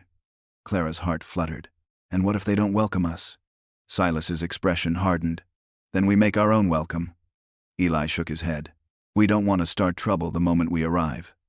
These people might be our only chance at a future. Clara reached out, taking both their hands. We go in with hope, not fear. They set out again, climbing higher into the hills. The air grew colder, the trees denser, shadows stretching long and thin like grasping fingers. As dusk approached, the trail narrowed into a rocky pass. Clara's pulse quickened. This feels too quiet. Silas nodded grimly. Quiet usually means someone's waiting. Eli rode ahead, scouting the path. His silhouette was a dark figure against the bruised purple sky. A sharp cry rang out, a hawk startled into flight. Silas raised his rifle instantly. We're not alone. Figures emerged from the tree line. But these weren't enemies. They were settlers. Rough-looking men and women, carrying tools and wary expressions. Clara exhaled shakily. It's them. The settlement. The group leader, a broad-shouldered man with a weathered face, raised a hand. "Travelers, you're a long way from any safe road." Eli lowered his shotgun slowly. "We've been running. From trouble." The man's sharp gaze shifted to Clara, lingering on her worn dress and haunted eyes. "And you brought trouble with you?" Clara lifted her chin. "We brought ourselves, nothing more." The man studied her for a long moment before nodding. "Come on then. You look half dead. We'll see what you're made of." As they followed the settlers toward a cluster of cabins nestled in the valley, Clara's heart pounded. This place wasn't salvation yet, it was a trial. Silas leaned close, his voice low. "Stay sharp. If they turn on us, we leave fast." Clara nodded, clutching both brothers' hands as the first lights of the settlement flickered ahead like fragile stars in the gathering darkness. The settlement was a cluster of weathered cabins, surrounded by a crude palisade fence. Smoke curled from chimneys, carrying the earthy scent of wood fire and boiled stew. Clara took it all in, relief and dread warring in her chest. This was their last hope, yet it felt like stepping into another kind of battlefield. The broad-shouldered leader, who introduced himself as Marshal Harlan Pike, gestured toward an empty barn. "You can stay here tonight. No promises after that." Silas's eyes narrowed. Why the hesitation? Pike's expression was unreadable. "We've seen men run from trouble before. They always bring it with them." Clara forced her voice to stay calm. "We only want peace. A place to build a life." Pike studied her for a long moment before nodding curtly. "We'll see. Sunrise will tell." Inside the barn, the trio spread out their few belongings. The space smelled of hay and horses, but it was warm and dry, a luxury after days on the run. Eli collapsed against a bale of hay, his body sagging with exhaustion. "We made it," he whispered. "At least for tonight." Silas sat stiffly, his hand resting near his rifle. "Don't let your guard down. I don't trust Pike or his people." Clara knelt beside him, brushing his damp hair back. "You don't trust anyone." His gaze softened, though tension remained etched into his features. "Trust gets you killed." Eli closed his eyes, his voice weary but firm. "Paranoia will kill us faster, Silas. We need allies." Clara moved between them, determined to keep the fragile peace. "We'll prove ourselves. Tomorrow, we'll show them we belong." A loud knock startled them. Pike's voice came through the door. "Food." Clara opened the door to find a young woman holding a tray of stew and bread. Her eyes darted curiously between Clara and the two men. "Thank you," Clara said warmly. The woman gave a hesitant nod before scurrying away. As they ate, Clara couldn't shake the feeling they were being watched. Later, as the barn settled into silence, Silas insisted on taking first watch despite his injury. Eli reluctantly agreed. Clara curled between them under a thin blanket, exhaustion tugging at her, but her mind refused to rest. In the deepest part of the night, faint voices drifted from outside. Clara strained to listen. "They're dangerous," one man whispered. "You saw the scarred one's eyes. Killer's eyes." Another voice answered, grim and low. "And the woman? There's something off about her, too. Maybe we should drive them out before trouble finds us." Clara's stomach clenched. She reached for Silas, who was already awake, rifle in hand. "I heard," he murmured. "They're scared of us." Eli stirred, rubbing his eyes. Scared turns to hate real fast. Silas's expression darkened. "If they come for us, we fight." Clara grabbed his arm, desperation in her grip. "No. If we fight, we prove them right." Eli's voice broke through the tension. "Then we convince them we're worth trusting. Tomorrow, we work harder than anyone else here." Silas said nothing, but Clara saw the storm brewing behind his eyes, and she prayed it wouldn't break too soon. The next morning, Marshal Pike gathered the settlers in the center of the village. His weathered face was grim as he addressed Clara, Silas, and Eli. "You want a place here? Prove yourselves. We don't take charity cases." Silas's lip curled, but Clara squeezed his hand before he could speak. "We'll work," she said. "Whatever tasks you need." Pike nodded. "Good. The men will help repair the outer wall. The woman can tend to food stores." Eli's green eyes flashed. "Clara's not just a cook. Pike raised a brow. You questioning me, stranger? Clara stepped between them. It's fine. I'll do what's asked. Silas muttered under his breath. Only for now. Clara shot him a warning glance. Please, Silas, no fights. The settlers dispersed, but Clara caught the lingering stares, the kind that weighed and measured, always suspicious. She spent the day sorting grain and dried goods under the sharp-eyed watch of a stern woman named Abigail Foster. Don't think your pretty face will earn you favor here, Abigail snapped. Clara met her glare evenly. I'm not here for favor, just a chance to live. Abigail's lips tightened, but she said nothing more. Outside the walls, Silas and Eli hauled heavy logs alongside the other men. Silas's wound throbbed, but he refused to show weakness. One settler muttered, Look at the scarred one. Bet he's killed more men than wolves. Eli's fists clenched. You don't know him. The man sneered. Don't need to. Men like him don't change. Silas ignored the insult, but Eli saw the way his brother's jaw hardened. By sunset, the trio reunited at the barn, sweat-soaked and exhausted. Clara tended Silas's bandages while Eli built a small fire. We worked ourselves half to death, Eli muttered. And still, they don't trust us. Clara's voice was soft. Trust takes time, Silas snorted. Or blood. Clara cupped his face. Not this time. Please. That night, voices rose again outside the barn, angry, fearful. They'll bring trouble here, someone shouted. We can't risk it. Another voice agreed. Clara's heart pounded. They're talking about us. Eli's face was grim. We need to win them over before fear turns to violence. Silas loaded his rifle. If they come through that door, I'll... No, Clara said sharply. We stand together, but we don't start a war. At dawn, Pike confronted them. A rider came in from the north. Said Nathan Crowley's been sniffing around. Claims he's hunting a woman and 2 men. Clara's stomach twisted. He's coming. Pike's eyes narrowed. That true? You bring enemies to my door? Eli stepped forward. Crowley's after us, not you. We'll leave if we must. Clara gripped his arm. Eli. No. Running won't end this. Silas's voice was like steel. If Crowley wants a fight, we give him one. Pike frowned. This is our home. We won't let you turn it into a battleground. Clara pleaded. Help us. Crowley won't stop until he destroys us and anyone who shelters us. Pike studied her for a long moment before sighing. One chance. Prove Crowley's the villain here, not you. The day passed in tense preparation. Silas taught settlers to shoot, while Eli strengthened defenses. Clara worked alongside Abigail in the food store, earning a grudging nod of respect. You're tougher than you look, Abigail admitted. Clara smiled faintly. Survival makes you tough. That evening, Eli found Clara near the barn. We need to talk. Her pulse quickened. About what? About us. His green eyes shone with vulnerability. I see how you look at Silas. And I know how you feel about me. But what happens when the fighting's done? Clara's throat tightened. We build something new. The 3 of us. Eli swallowed hard. You really believe that's possible? I have to, she whispered. Silas approached, overhearing the end of their conversation. We don't have to figure it all out tonight.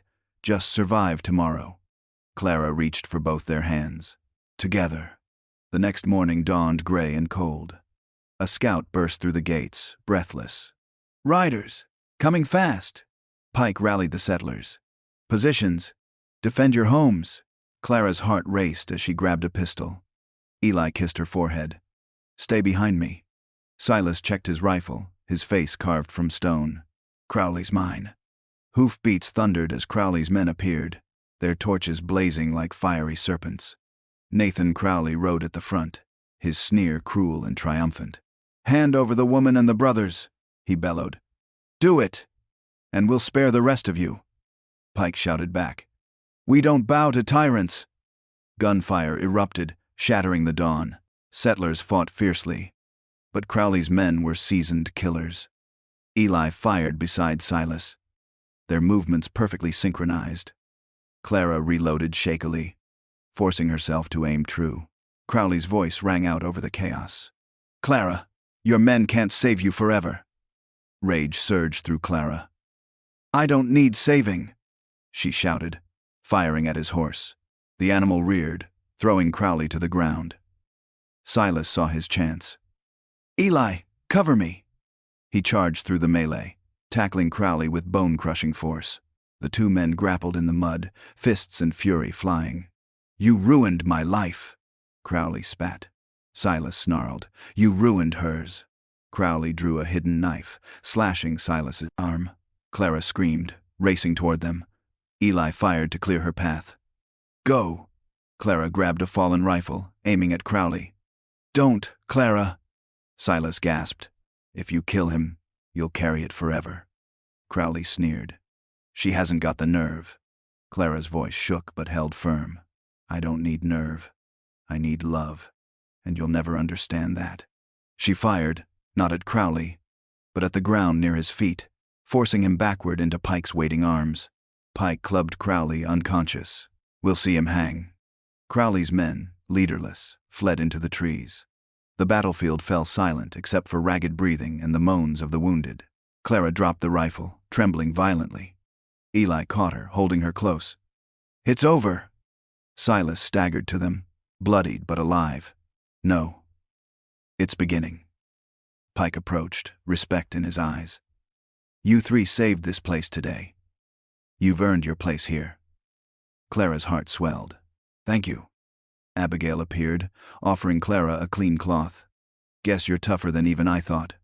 Clara smiled through tears. "We all are." As night fell, the settlement celebrated their victory. Clara stood between Silas and Eli, watching lantern light dance on their faces. Eli whispered, "We survived, Crowley. Now we have to survive ourselves." Silas kissed Clara's hair, one step at a time. In the following days, the trio helped rebuild what had been damaged. Slowly, the settlers began to treat them as family. Clara tended to the wounded, her gentle strength winning hearts. Eli assisted Pike with organizing defenses, proving his loyalty. Silas trained young men to fight, channeling his violent past into protection. At night, the three would sit by the fire, planning their future. Clara whispered one evening, "This is what we've been fighting for." Silas and Eli clasped her hands, their voices united. Home, spring, came slowly to the settlement. Like a promise fulfilled, the snow melted, revealing green shoots pushing through dark soil. Life, stubborn and unyielding, returned to the land. Clara stood in the small garden behind their cabin, her hands buried in the earth. The sun warmed her face, and for the first time in months, she felt truly safe. Inside, Eli strummed a soft melody on his guitar while Silas repaired a broken chair. The domestic sound was almost surreal after so much bloodshed. Clara paused, listening. It was the sound of a home being built not through walls and wood alone, but through trust and shared dreams. Silas stepped outside, wiping sawdust from his scarred hands. "You're supposed to be resting, Clara." She smiled. "And miss seeing our first sprouts?" "Never." Eli joined them, his green eyes warm. "The garden looks good. You've got a knack for nurturing life." Clara's gaze softened. "Life nurtures itself if you give it a chance." The three of them stood together, the past heavy but no longer suffocating. That night, the settlement gathered to celebrate the planting season. Lanterns hung from trees, casting golden light on smiling faces. Marshal Pike raised a mug. "To the McRae brothers and Clara, you didn't just save us, you gave us hope." The crowd cheered, and for once, there were no whispers of suspicion, only admiration. Clara's chest ached with joy. She looked at Silas and Eli, their faces illuminated by firelight, and felt tears spill down her cheeks. Later, as the celebration faded, the trio walked home beneath a sky full of stars. Eli broke the silence. "Do you ever think about Boston, Clara? About what you left behind?" Clara shook her head slowly. "I used to. The pain was sharp, like a wound that wouldn't heal. But now, it's just a story I survived." Silas's voice was rough. "And us? What are we?" Clara stopped walking and turned to face them both. You're my future. My family. My proof that love doesn't have to follow rules to be real. Eli took her hand, and Silas placed his over theirs. The three stood united, a silent vow passing between them. In the weeks that followed, they settled fully into their new life. Clara baked bread for the market, Eli treated minor injuries with his healer's skill, and Silas trained settlers to defend themselves. The settlement thrived, no longer a fragile outpost but a true community. One evening, a traveler passing through mentioned hearing rumors of Nathan Crowley's remaining men scattering across the territories, leaderless and afraid. Silas's jaw tightened, but Clara placed a calming hand on his arm. The past can't hurt us anymore. Eli nodded. We've faced our demons. Now we live. As summer bloomed, Clara watched the garden flourish. Tomatoes, beans, and wildflowers grew side by side, as imperfect and beautiful as the life they'd built. She realized it was a perfect metaphor for their love. Unconventional, resilient, and thriving, despite every hardship. One night, beneath a sky painted with fireflies, Silas finally spoke the words he'd held back for so long.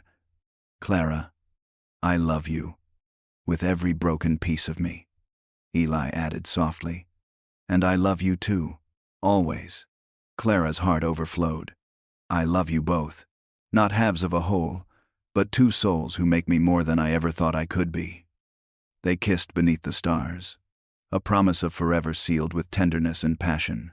The next morning, Clara sat at the small wooden table, writing in a journal, a record of their journey for the future.